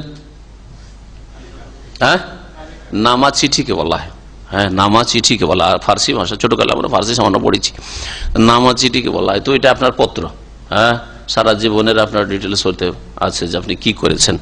আমল নামা কর্মলিপি, আরবিতে আরবি ভাষাটা আমাদের দেশে প্রয়োগ করেন, আরবিতে আরবরা কি বলে, আর কোন আরব যদি আপনাকে বলে আমল নামা, তো কি বলবে? আমল নামা বলবে, কি বলবে? সাহাইফুল আমাল, হ্যাঁ সহিফা, হ্যাঁ সাহাইফ বহু বচন সহিফা, হ্যাঁ সাহাইফুল আমাল বলা হয়। আমল নামা যেটাকে বলছে ফারসিতে, ওটা হচ্ছে সাহাইফুল আমাল আরবিতে। তো আল্লাহ পাক রব্বুল আলামিনের ফেরেশতারা সবকিছু লিখছেন, ভালো মন্দ সবকিছু লিখছেন, এই মর্মে অনেকগুলি আয়াত রয়েছে। আল্লাহ পাক বলছেন সেই কিতাব আমি কিয়ামতের দিনে কি করব, বের করে নিয়ে আসবো, আল্লাহ পাক হাজির করবেন। ইয়ালকাহু মানশুরা, যার সম্মুখীন হবে বা যার সাথে সাক্ষাৎ করবে, মানশুরা খোলা অবস্থায়, খোলা পত্র পেয়ে যাবে, সারা জীবনের হ্যাঁ সমস্ত বৃত্তান্ত পেয়ে যাবে তাতে। আল্লাহ পাক রব্বুল আলামিন তারপর বলছেন ইকরা কিতাবাক, সেই কিয়ামতের দিন আল্লাহ বলবেন তোমার এই কর্মলিপি পড়ো, তোমার যে এই যে কিতাব এটা পড়ো। কাফা বিনাফসিকা আল-ইয়াওমা আলাইকা হাসিবা, কাফা বিনাফসিকা, কাফার পরে যে বাটা আসে আরবি গ্রামে, বাটা হচ্ছে অলংকারের জন্য জায়েদা, তার অর্থ করা যাবে না, তাহলে কি অর্থ হবে? কাফা নাফসুকা, নাফসুকা আসলে ফাইল ছিল, বা জায়েদার কারণে বেনাফসিকা হয়ে গেছে। কাফা নাফসুকা আসলে তার মানে তুমি নিজেই যথেষ্ট, তুমি তোমার নাফস, তুমি নিজেই যথেষ্ট, আলাইকা তোমার জন্য বা তোমার ওপর, হাসিবা হিসাব নেওয়ার জন্য, তোমার হিসাব কষার জন্য তুমি নিজে যথেষ্ট। তোমার আমল নামা, তোমার কর্মলিপি তোমার সামনে আছে, তুমি নিজেই হিসাব করো, দেখো। আর কোনোটা অস্বীকার করার থাকলে অস্বীকার করো, অস্বীকার করতে পারবে? আল্লাহ কি সামান্য একটু বাড়িয়ে লিখবেন যে অস্বীকার করবে? ক্ষমতা আছে না? কোনো গুনাহ বাড়িয়ে লিখবেন আর নেকি কোনো কমিয়ে লিখবেন? সুতরাং অস্বীকার করার কোনো ক্ষমতা নেই। আল্লাহ পাক রব্বুল আলামিন সূরা কাহফ আছে ওয়াজাদু মা আমিলু, হ্যাঁ ওয়াদিয়াল কিতাব, সেখানে আল্লাহ বলেছেন কিতাব, আমলনামা কর্মলিপি রাখা হবে। ফাতারাল মুজরিমিনা মুশফিকিনা মিম্মা ফিহি, ভয়ে ভীত হবে পাপিষ্ঠ অপরাধীরা। ওয়া ইয়াকুলুন, আর বলবে ইয়া ওয়াইলাতানা, হায় দুর্ভোগ, হায় সর্বনাশ, মা লিহাযাল কিতাব, ই আবার কোন লিপি হইল, ই আবার কোন লিখনি হইল, লা ইউগাদিরু সাগীরাতান ওয়ালা কাবীরা, ছোট বড় একটা ছোট্ট কাজ করেছিলাম ওইটাও ছাড়েনি, একটা আম পেড়ে খেয়েছিলাম, 1 টাকা চুরি করেছিলাম কফিলের কাছ থেকে, 1 টাকা চুরি করে একটা স্যান্ডউইচ খেয়েছিলাম, হ্যাঁ ছাড়ে নাই। ট্যাক্সি চালান, 10 টাকা ভাড়া, ধোকা দিয়েছিলাম, আর 2 কিলোমিটার একটু ঘুরিয়ে ফিরিয়ে, কাস্টমার তো পাচ্ছি না, তো একে নিয়ে ঘুরিয়ে 10 টাকা যায় 20 টাকা নিয়ে নি। করে, এগুলো করে, ড্রাইভাররা করে। এখানে করে কিনা বলতে পারেন, কিন্তু করে ড্রাইভার, যারা পেশাগত ড্রাইভার, ইল্লামান রাহিমাল্লাহ, আমাদের দিনী ভাইরা যারা দিন শিখেছে, দিন বুঝে, যারা দিনের আমল করে, ছাড়া এদের কাজ সাধারণত এইরকমই হয়। পেশাদার ড্রাইভারকে দেখা গেছে যে এরা এখানকার স্থানীয় যুবকরা যে গাড়ি চালায় উশৃঙ্খল, তাদেরকে হারিয়ে দেবে অনেক সময়। রাগ করবেন না কেউ, কিন্তু রাগ করবেন না কিন্তু, কারণ হক কথা আমাদের ওস্তাদরা শিখিয়েছেন যে হক কথা তিক্ত লাগে, তিক্ত হয় না। এটা হচ্ছে লাগার একটা হওয়া, কথা বুঝতে পারছেন? হক কথা, হ্যাঁ, বলিল হক মির রাব্বিক, আল্লাহর পক্ষ থেকে, তো কড়া হবে কেন? কড়া নয় আসলে, আর ওইটা আসলে তিতা নয়, কিন্তু তিতা লাগে। তিতা খাওয়া অভ্যাস না থাকলে তিতা লাগে, কিন্তু আপনি যদি হকপন্থী হয়ে যান তো আপনাকে তিতা লাগবে না। আল্লাহ পাক রব্বুল আলামিন বলছেন যে ইকরা কিতাবাক, তোমার এই লিপি, তোমার কিতাব আমলনামা পড়ো, কাফা বিনাফসিকা আল-ইয়াওমা আলাইকা হাসিবা, কাফা বিনাফসিকা আল-ইয়াওমা আলাইকা হাসিবা, তোমার জন্য, তোমার হিসাব নেওয়ার জন্য তুমি আজকে যথেষ্ট। মান ইহতাদা ফাইন্নামা ইয়াহতাদি লিনাফসি, কোন ব্যক্তি যদি সঠিক পথ প্রাপ্ত হয়, হেদায়েত নেই মানে সঠিক পথ প্রাপ্ত হয়, ফাইন্নামা ইয়াহতাদি লিনাফসি, তাহলে সে যে সঠিক পথ ধরলো সেটা নিজের কল্যাণের জন্য, লিনাফসিহি, নিজের কল্যাণ করলো। আপনি আপনার সালাত আদায় করে আপনার কল্যাণ করবেন, আর এই কল্যাণের জন্য আপনাকে আপনার সাথী ভাইরা, রুমমেটরা যদি ফজরের জায়গায়, আসরের জায়গায় ঘুম ভাঙায়, তো কষ্ট কেন? অথচ আপনার কল্যাণ তাতে, ওর কি কল্যাণ রয়েছে? যে আপনাকে জাগাচ্ছে তার কি কল্যাণ রয়েছে? আপনার কল্যাণের জন্য করছে। আপনি সামান্য 1 টাকার কেউ যদি উপকার করে দেয়, তাহলে কত আপনি কৃতজ্ঞতার শুকরিয়া আদায় করছেন, আর আপনার আখেরাতকে সুন্দর করে দিতে চাইছে, আর আপনি সেখানে রাগ করছেন যে আমার ঘুমটা ভাঙিয়ে দিল, লাইট জ্বালিয়ে দিল, যাবে নামাজে যাবে, লাইটটা কেন জ্বালায় ফজরে, যাবে নামাজে যাবে, কিন্তু আমাদেরকে কেন জায়গা, ও নিজের কাজ নিজে করুক। আউযুবিল্লাহ, সব শয়তান প্রকৃতির মানুষ। আল্লাহ পাক সব ফাসিক গুমরাহ মুসলিমদেরকে, মান ইহতাদা ফাইন্নামা ইয়াহতাদি লিনাফসিহি, যারা হেদায়েত প্রাপ্ত হলো তারা নিজেদের জন্যই হলো, নিজের কল্যাণের জন্য। ওমান দাল্লা, আর কেউ যদি পথভ্রষ্ট হয়, ফাইন্নামা ইয়াদিল্লু আলাইহা, তাহলে সে তার বিরুদ্ধেই পথভ্রষ্ট হলো, নিজেরই ক্ষতি করলো। আলাইহা বলেছেন, আল্লাহ বিরুদ্ধে আসে।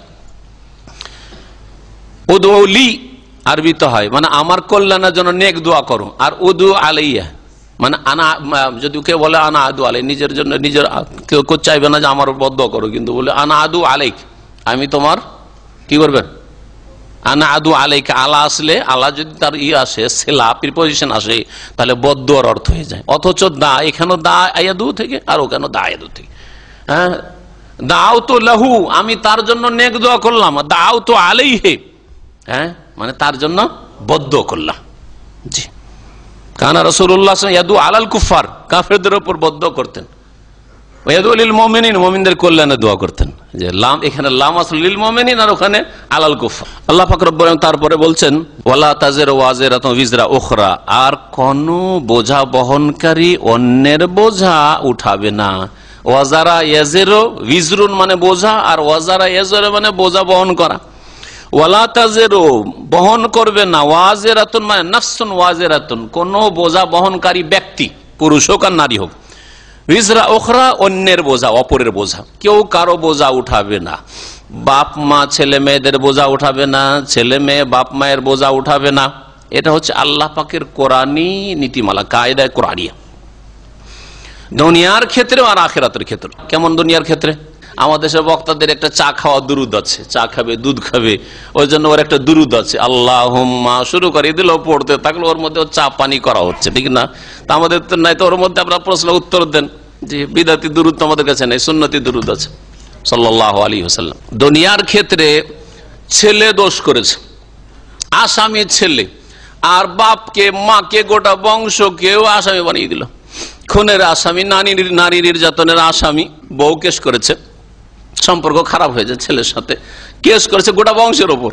আরে ও বুড়ি মানুষ বেচারি, চলতে পারে না, ও কি করবে? ও হ্যাঁ, সবার উপরে কেস করেছে, ভাইদের উপরে কেস করেছে। হ্যাঁ, এক ভাই খুন করেছে, সমস্ত ভাইগুলি আসামি, বাপা আসামি, মাও আসামি, আর মহিলা স্ত্রীও আসামি। মানব রচিত আইনে এই জুলুম চলছে। ওয়ালা তাজিরু ওয়াজিরাতু বিজরা উখরা। দুনিয়ার ক্ষেত্রে কেউ কারো বোঝা উঠাবে না। দোষ করেছে আপনার ভাই, আপনার ভাই শাস্তি পাবে। আমার ভাই করেছে, আমার ভাই শাস্তি পাবে। আমি করেছি, আমি পাবো, আমার ভাই কেন শাস্তি পাবে? এরকম রিয়াকশনে ওই লোককে পায় না। আমাদের সামাজিক বা পারিবারিক দ্বন্দ্বে আরে যে অন্যায় করেছে ওকে পায় না, ওর ভাইকে পেয়ে গেছে, মার মার, এই শুরু হয়ে গেল।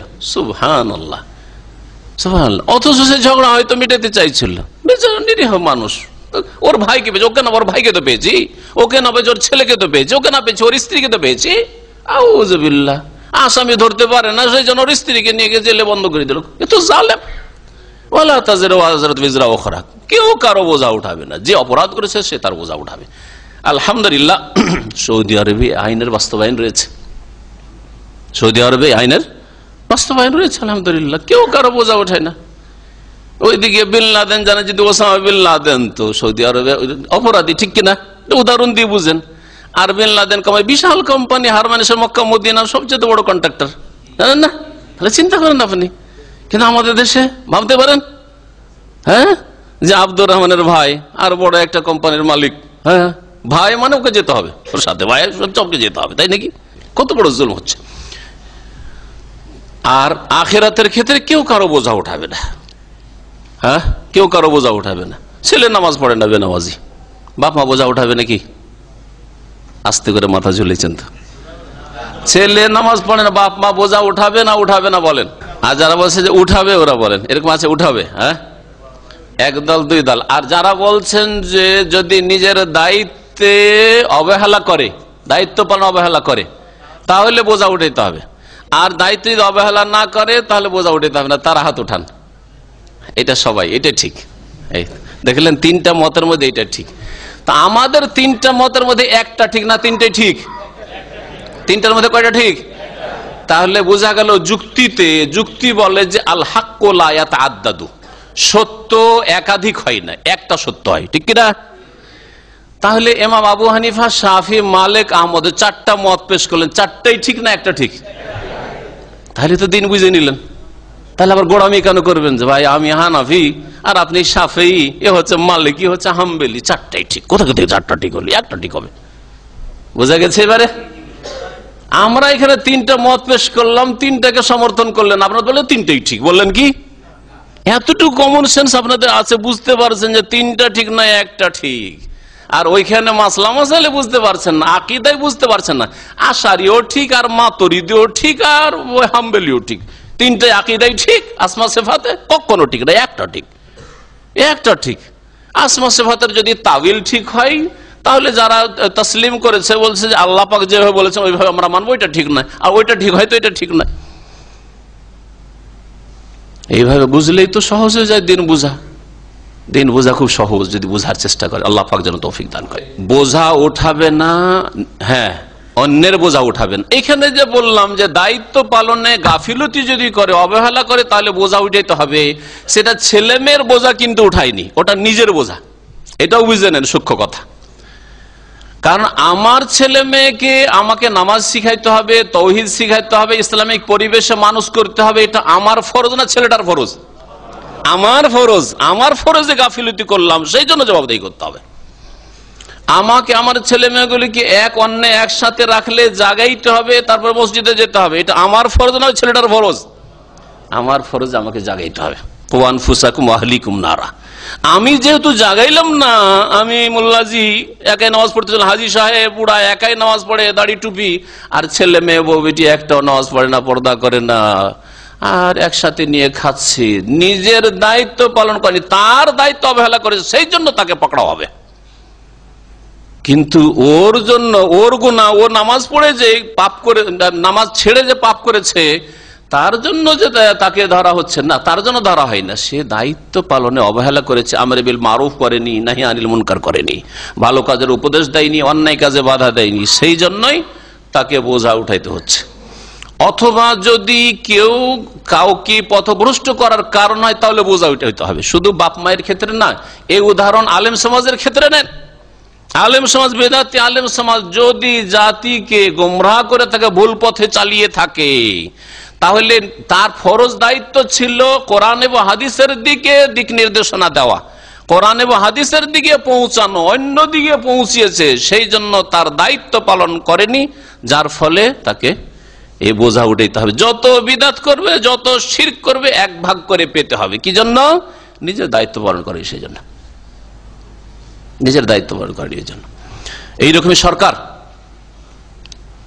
এরকমই সরকার যদি এমন কিছু করে যাতে জাতি গোমরাহ হচ্ছে, পথভ্রষ্ট হচ্ছে, অশ্লীলতা ছড়াচ্ছে, জেনা ব্যভিচারের রাস্তা খুলে যাচ্ছে, হ্যাঁ, অথবা লাইসেন্স দিচ্ছে, মদের লাইসেন্স, তারপরে জুয়ার লাইসেন্স, লটারির লাইসেন্স, আর জেনা বেশ্যাখানার লাইসেন্স, তারপরে শিরকের তো লাইসেন্স লাগে না, আরে বেশ্যাখানা তো লাইসেন্স লাগে, তাই না?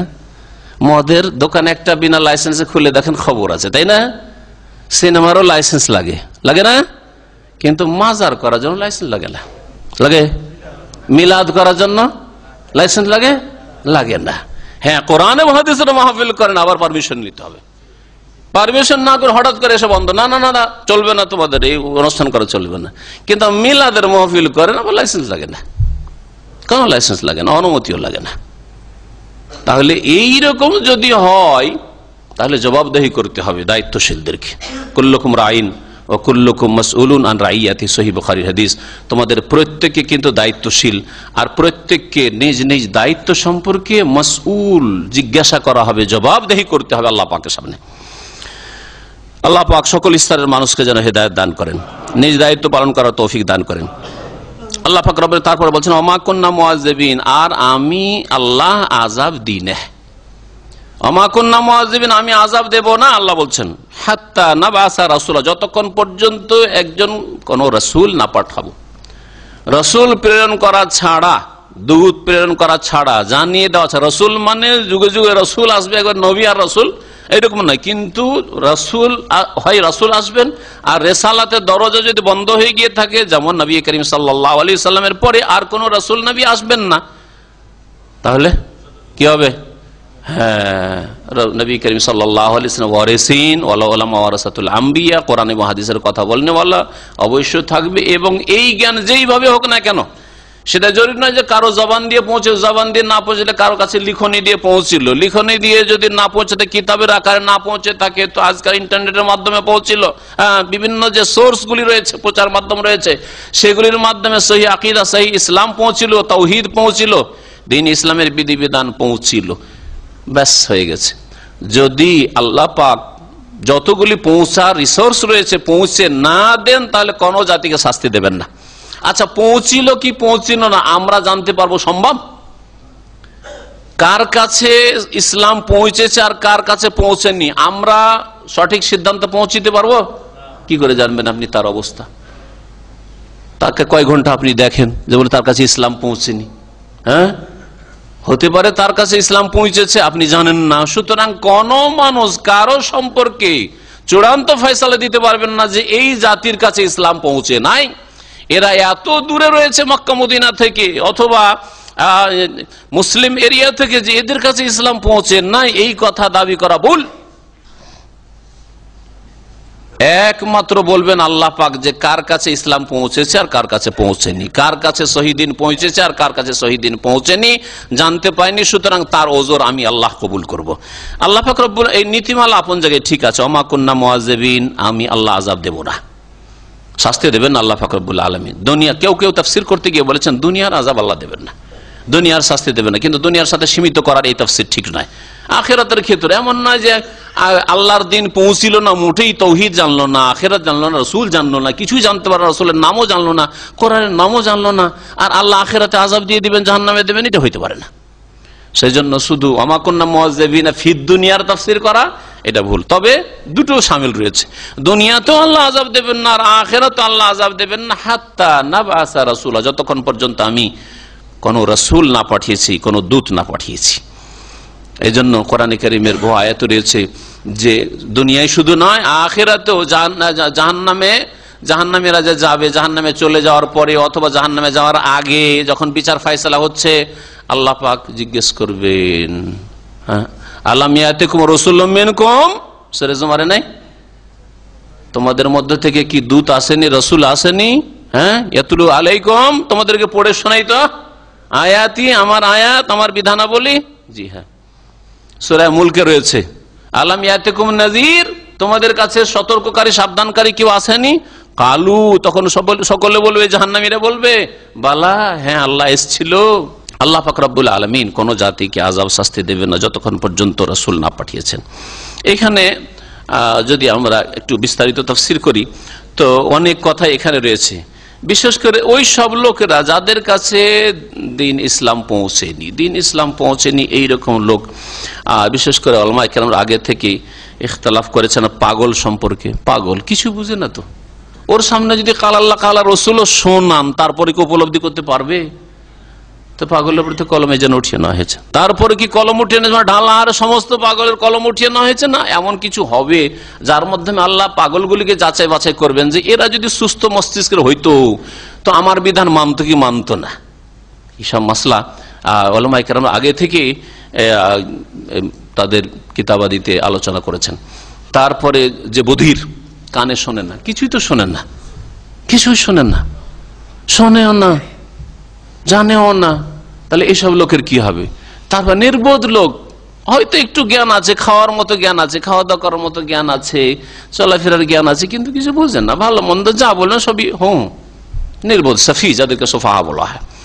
এদের সম্পর্কে উলামাদের দ্বিমত রয়েছে। এইরকমই যারা শিশু অবস্থায় মারা গেছে, শৈশবে মারা গেছে, জি বাল্য জীবনে মারা গেছে, জন্ম কাফের ঘরে, বিশেষ করে কাফের ঘরে যেসব বাচ্চারা জন্মেছে তাদের সম্পর্কে বড় ইখতিলাফ রয়েছে, বড় দ্বিমত রয়েছে। মুসলিম পরিবারে যদি জন্মায় তাহলে তো নয়, ধরে নিলাম যে মুসলিম পরিবারে জন্মেছে আর সহি আকীদার মানুষের ছেলে মেয়ে, আর এরা শৈশবে মারা গেছে, বাল্য জীবনে মারা গেছে, বাপ মায়ের সাথে হয়ে এরা জান্নাতি হবে। অধিকাংশ উলামারা এটাই বলছেন, আর ইনশাআল্লাহ এটাই ঠিক।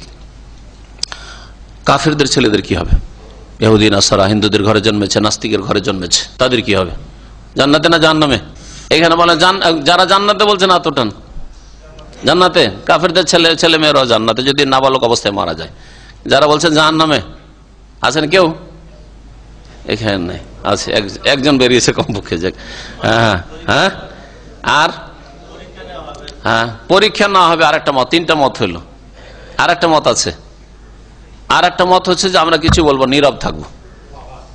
অনেক ওলামারা বলছেন যে যেই ক্ষেত্রে আমাদের কাছে ক্লিয়ার কোনো জ্ঞান নেই আমরা বাড়াবাড়ি কথা বলবো না। জান্নাতে সার্টিফিকেট দেওয়ার আমাদের অধিকার কি, আর জাহান্নামের সার্টিফিকেট দেওয়ার অধিকার কি, এই হবে আর সেই হবে, আমরা চুপ থাকবো, নীরব, তাওয়াক্কুফ। জান্নাতি মুশরিক কাফেরদের ছেলে মেয়েরা জান্নাতি নাবালক অবস্থায় মারা গেলে জাহান্নামী, দুটো মত। তৃতীয় মত হচ্ছে যে আমরা নীরব, কিছু বলবো না, আল্লাহ ভালো জানেন, আল্লাহু আ'লামু বিমা কানু আমিলিন, এই দলিল তাদের। কি করতো আল্লাহ পাক ভালো জানেন, আল্লাহ পাক তাদের ফয়সালা তিনি করবেন যে এরা বেঁচে থাকলে কি করতো না করতো। আর 4 নম্বর মত হচ্ছে যে কিয়ামতের দিনে আল্লাহ পাক হাসর মাঠে পরীক্ষা করবেন, ইমতিহান। ইমাম ইবনে কাসির রাহমাতুল্লাহ এই পরীক্ষার মতটিকে প্রাধান্য দিয়েছেন। পরীক্ষা কি হবে, হাদিস থেকে যদি শোনানো হয় তাহলে বেশি ভালো হয়।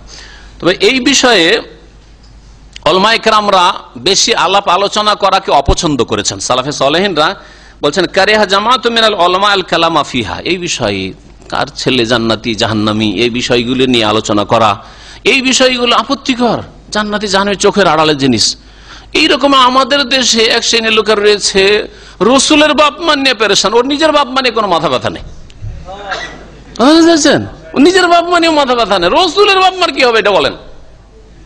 তারপরে নিজের বাপ মা তো নিজের নিয়েও কোনো পেরেশানি নেই, আমি কোথায় যাবো ওটাও জানে না, ওটাও খোঁজ খবর রাখেন যে আমি কি করছি আর কোথায় যাব। এই অবস্থায় যদি মত চলে আসে তাহলে জান্নাতে যাবো কি জাহান্নামে, ওই নিয়ে কোনো পেরেশানি নেই। নিজের চরকায় মোটেই তেল দেয় না, দুনিয়ার ক্ষেত্রে টাকা পয়সার ক্ষেত্রে নিজের চরকায় তেল দেয়, ইনকাম করে বেতনটা নিজের পকেটে ঢুকায়, কখনো বাপের পকেটে ঢুকায় না, কখন আবার নিজের ভাইয়ের পেটে ঢুকায় না, যাক আমার ওস্তাদ মানুষ ওনার পকেটে বেতনটা ঢুকাই দিয়ে। আছে কেউ নাকি? হ্যাঁ আছে কেউ? হ্যাঁ দিয়েছেন আজ পর্যন্ত?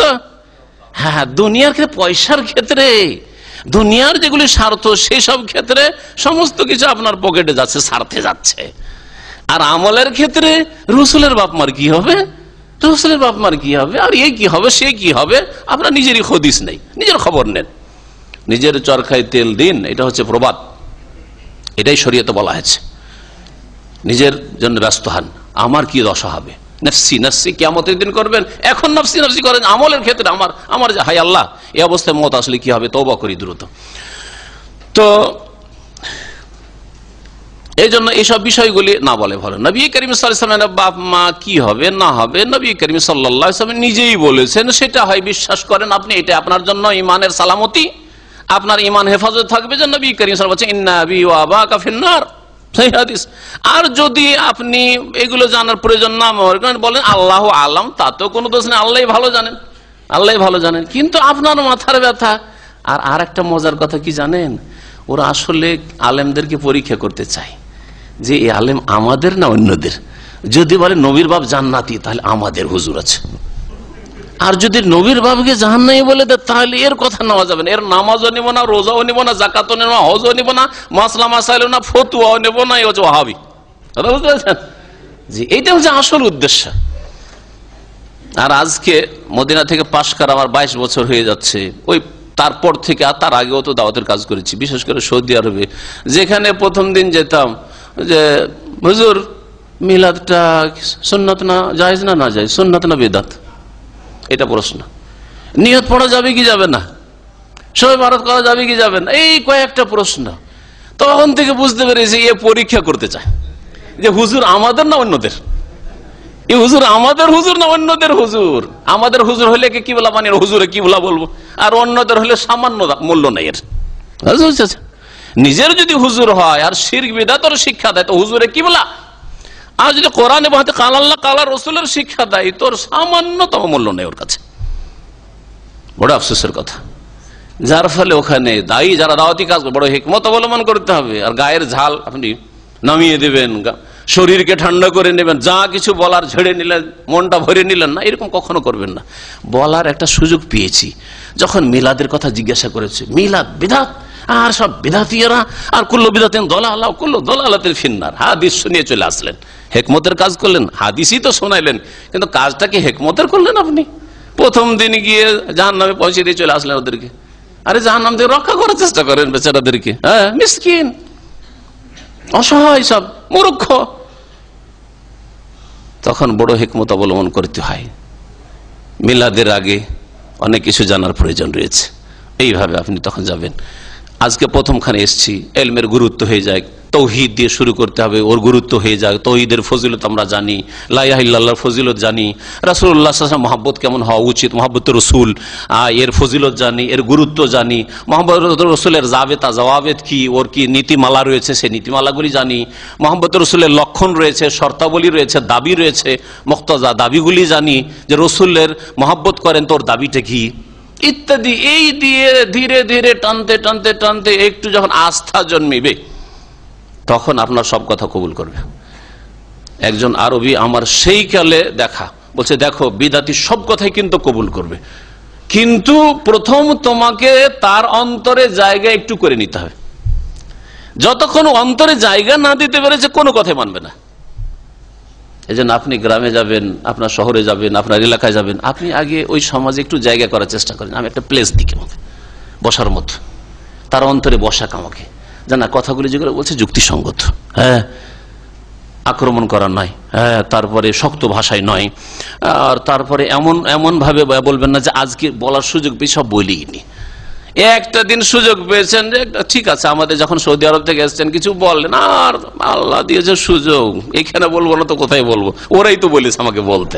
সব শুরু থেকে শেষ পর্যন্ত তাওহীদ, শিরক, সুন্নাত, বিদআত আর সবকিছু বলে ফেললেন। হ্যাঁ, তাহলে হবে না? হবে না, হিকমত জরুরি। আসওয়াদ ইবনে সুরাই রাদিয়াল্লাহু তাআলা আনহু থেকে বর্ণিত, রাসূলুল্লাহ সাল্লাল্লাহু আলাইহি ওয়াসাল্লাম বলছেন যে আরবাতুন ইয়াহতাজুনা ইয়াউমাল কিয়ামাহ, 4 শ্রেণীর লোকের আছে কিয়ামতের দিনে আল্লাহর সামনে বাদানুবাদ করবে, হুজ্জত পেশ করবে, আল্লাহ আমরাকে জাহান্নামে কেন দিবে, আমরাকে কেন জাহান্নামে দিবে আল্লাহ। রাজুলুন আসাম, বধির লোক, লা ইয়াসমাউ শাইআন, কোনো কিছু শুনতো না। ওয়া রাজুলুন আহমাক, আর আরেকজন নির্বোধ লোক, আহমক, আমরা আহমক কথাটা বলি তাই না, আরবি শব্দ কিন্তু আহমাক। তো লোক, নির্বোধ লোক, কিছু বুঝে না, অবুঝ। ওরাজলন হারেমন, অত্যন্ত বৃদ্ধ হয়ে গেছে, তার কাছে ইসলামের কথা। ওরাজলন মাতা ফিল ফাতরা, আর একজন লোক, যেই লোক বা যেই শ্রেণীর লোকেরা দুই নবীর মাঝখানের যে পিরিয়ডটা, সময়কাল, ওই সময়গুলিতে মারা গেছে। আগের নবীরও দাওয়াত পায়নি আর পরের নবীরও দাওয়াত পায়নি। আর এর আওতাভুক্ত যতগুলি লোক এমন এক দ্বীপে বসবাস করেছে, জন্মেছে ওখানে, লালিত পালিত, বাইরে কখনো যায়ও নি, কিছু জানেও নাই, জানতেই পারিনি সে।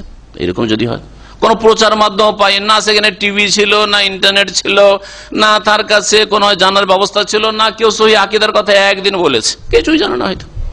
ফাম্মাল আসাম ফায়াকুল, এই যে বধির, সে বলে রব্বে কাদ জাআল ইসলাম, ইসলাম এসেছিল, অমা আসমা শাইন, কিন্তু কিছুই তো শুনতাম না, এরা কি বলা বলি করেছে কিছুই শুনতে পেতাম না আমি। ও আম্মাল আহমাক, নির্বোধ লোকটি বলবে রব্বে কাদ জাআল ইসলাম, ইসলাম এসেছিল, ওয়াসসিবিয়ানু ইয়াখযিফুনানি বিল বারি, আর আমি এত মানুষের কাছে পাগল ছিলাম, পাগল পাগল করতে, ছোট ছোট বাচ্চারা আমাকে ঢিলা মারতো, পাতল মারতো, নেদি দিয়ে মারতো, এরকম করতো। খেলা করে না বাচ্চারা পাগলকে নিয়ে। ওয়াম্মাল হারেম, বৃদ্ধ, অতি বৃদ্ধ হয়ে গেছে। ফায়াকুল লাকাদ জাআল ইসলাম ওয়া মা আকিলু শাইআন, আল্লাহ আমার বয়স 100 বছর হয়ে গেছিল, কিছু শুনতাম না, বুঝতাম না, কোনো কথা বলছে কিছু বুঝতে পারতাম না, এরকম অবস্থা। একেবারে বার্ধক্যের চরম সীমায় পৌঁছে যাওয়া লোককে হারেম বলে। আর এই বার্ধক্য থেকে রাসূলুল্লাহ সাল্লাল্লাহু আলাইহি ওয়াসাল্লাম আশ্রয় কামনা করতে বলেছেন। এরকম বার্ধক্য দুনিয়ার দিক থেকে ভালো না, আর দিনের দিক থেকেও ভালো না। ফায়াকুল রব্বি কাদ জাআল ইসলাম মা আকিলু শাইআন, কিছু বুঝতাম। ওয়া আম্মাল্লাযী মাতা ফিল ফাতরা, আর দুই নবীর মাঝখানে যারা ওই সময়টাই মারা গেছে, ফায়াকুল বলে রব্বি মা আতানি লাকা রাসূল, কোন রাসূল তো আসেন, আমরা জানতামই না কিছু। ফায়াখুযু মাওয়াসিকাহুম লা ইউতিআন্নাহু, তখন তাদেরকে আল্লাহ বলবেন যে দেখো, তাহলে আমি যদি তোমাদেরকে কোনো আদেশ করি মানবে, নিষেধ করি শুনবে? বলে হ্যাঁ শুনবো, কেন শুনবো না, তুমি তো রব, অবশ্যই শুনবো। ফায়ুরসিলু ইলাইহিম আন ইদখুলুন নার, তারপরে আল্লাহ একজন দূত পাঠাবেন, রাসূল। হ্যাঁ, ফায়ুরসিলু মানে আল্লাহ রাসূল পাঠাবেন।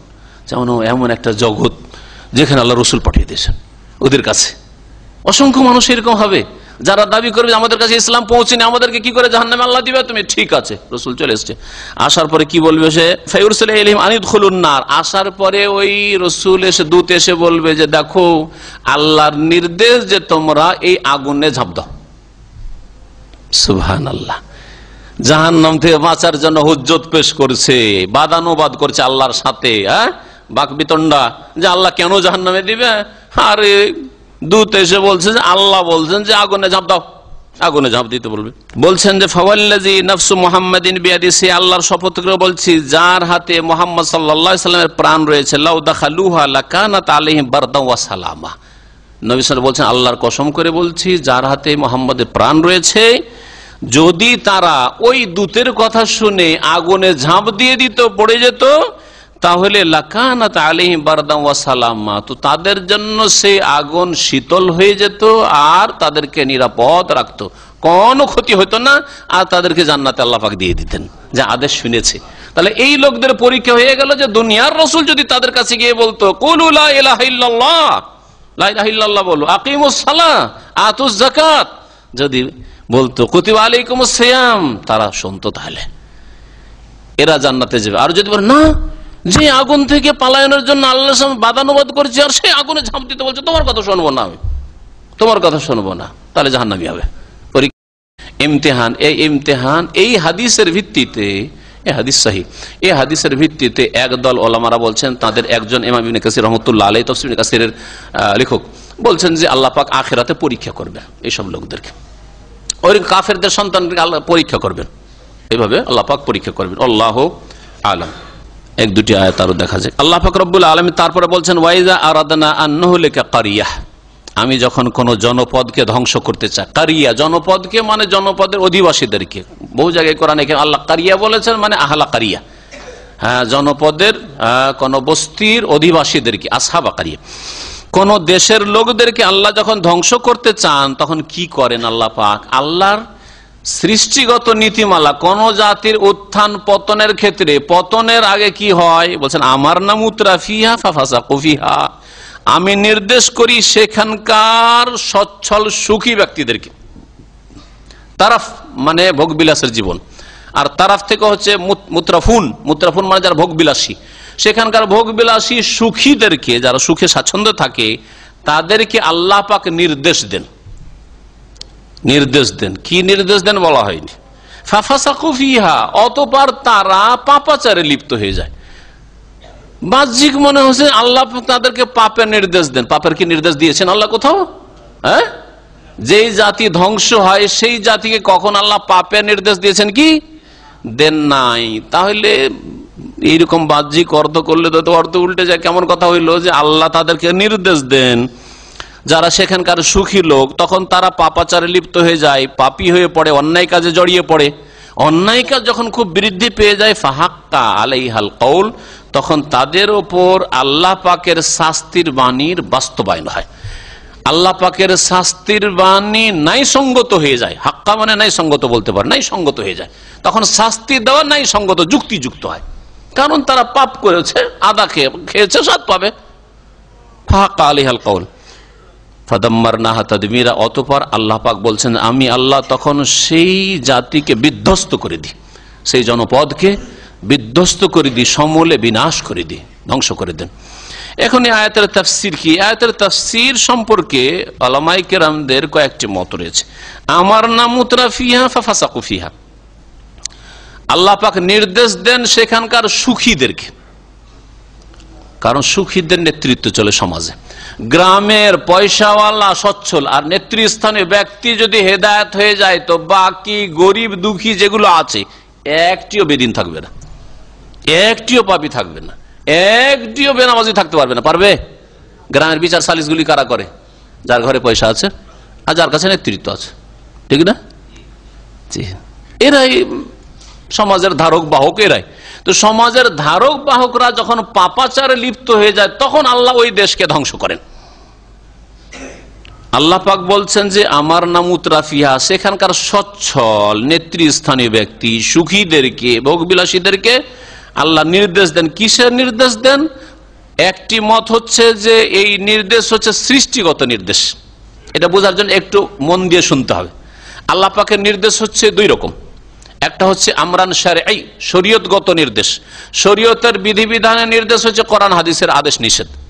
কোরআন এবং হাদিসে, আয়াতে এবং হাদিসে যে আদেশ নিষেধগুলি রয়েছে, এগুলো হচ্ছে আমরে শারঈ, শরীয়তি নির্দেশ আল্লাহ পাকের, তাই না? আল্লাহ শরীয়তে কি বলেছেন? আকিমুস সালাহ, উদাহরণস্বরূপ নামাজ কায়েম করো, তাই না? ওয়াবুদু রাব্বাকুম, রবের ইবাদত করো, ওয়াবুদুল্লাহ ওয়ালা তুশরিকু বিহি, এগুলো হচ্ছে আমরে শারঈ, শরীয়তগত নির্দেশ। আর আল্লাহ পাকের আর একটা নির্দেশ রয়েছে, সেটা হচ্ছে আমরান কাদরিয়ান বা কৌনিয়ান, সৃষ্টিগত নির্দেশ। শরীয়তগত নির্দেশ নয়। কি নির্দেশ? সৃষ্টিগত নির্দেশ। সৃষ্টিগত নির্দেশ হচ্ছে ইন্নামা আমরুহু ইযা আরাদা শাইআন আন ইয়াকুলা লাহু কুন, হও। এই যে হও, এটা কিসের নির্দেশ? হ্যাঁ, সৃষ্টিগত নির্দেশ।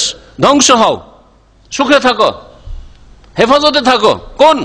কোন সালেমান ইয়া নারু কুনি বারদান ওয়া সালামান আলা ইব্রাহিম, এটা কোন নির্দেশ? আগুনের ওপর ছিল, সৃষ্টিগত নির্দেশ। হে আগুন, তোমার মধ্যে সৃষ্টিগত গুণ রেখেছে, জ্বালিয়ে দাও, কিন্তু তুমি জ্বালাতে পারবে না। কোনি বারদা, ঠান্ডা হয়ে যাও, ওয়া সালামান আলা ইব্রাহিম, নিরাপদ হোক ইব্রাহিমকে, তাই না? সৃষ্টিগত নির্দেশ। সৃষ্টিগত নির্দেশ কি? সেটা হচ্ছে আল্লাহ পাক সেই জাতির ভাগ্যে নির্ধারণ করেন যে তোমরা পাপ করবে এখন। কারণ আল্লাহ পাক রব্বুল আলামিন জানেন যে এইরা এই দিকে চলে যাচ্ছে, পাপের দিকে চলে যাচ্ছে, তখন আল্লাহ পাক ওই রাস্তায় তাদেরকে স্বাধীন ছেড়ে দেন, পাপ করতে থাকে। আমরান কাদরিয়ান, তকদিরে তাদের ভাগ্যে এইরকমই থাকে যে আল্লাহ পাকের নির্দেশ কোন হবে। আল্লাহ পাকের ইচ্ছার বিরুদ্ধে তো কিছু হয় না, কিন্তু আল্লাহ পাক রাজি থাকেন না। আল্লাহ পাক পাপের ওপর, অন্যায়ের ওপর, অন্যায় কথা কাজ রাজি হন না। ওয়ালা ইয়ারদা লিইবাদিহিল কুফর, কিন্তু আল্লাহ পাকের ইচ্ছার বিরুদ্ধেও হয় না। এই কথাটি, সূক্ষ্ম কথাটি মনে রাখবেন। কেউ যদি বলে যে একটা লোক চোর চুরি করছে কিন্তু আল্লাহর ইচ্ছার বিরুদ্ধে, কথা ঠিক না ভুল? ইচ্ছার বিরুদ্ধে যদি হয় তাহলে আল্লাহ অপারগ, ঠিক না? আল্লাহ অপারগ, হ্যাঁ, ইচ্ছার বিরুদ্ধে না, কিন্তু আল্লাহ স্বাধীন ছেড়েছেন। বাচ্চাদের মতো বাচ্চাদেরকে খেলনা দিয়ে ছেড়ে দিয়েছেন দুনিয়াতে। আর খেলনা তুমি ভালো করে খেলো আর যত্ন করে রাখো, না ভাঙলো কিছু বলবো না। আর যদি খেলাধুলা করে ভালো করে যত্ন করে রেখে 6 মাস 1 বছর খেলো, তাও কিছু বলবো না। ঠিক ওই রকমই আল্লাহ পাক রব্বুল এই খেলনা ঘরে, দুনিয়ার খেলনা ঘরে আল্লাহ পাক স্বাধীন ছেড়ে দিয়েছেন। তুমি এখন কেমন করে চলবে চলো। আমার নাম মুতরাফিহা আমরান কাদরিয়ান, এই একটা মত যে আল্লাহর সৃষ্টিগত নির্দেশ হয়, মানে ওদের ভাগ্যে এটাই নির্ধারণ হয় যে ওরা ভালো কাজ করবে না, কি করবে? পাপের কাজ করবে।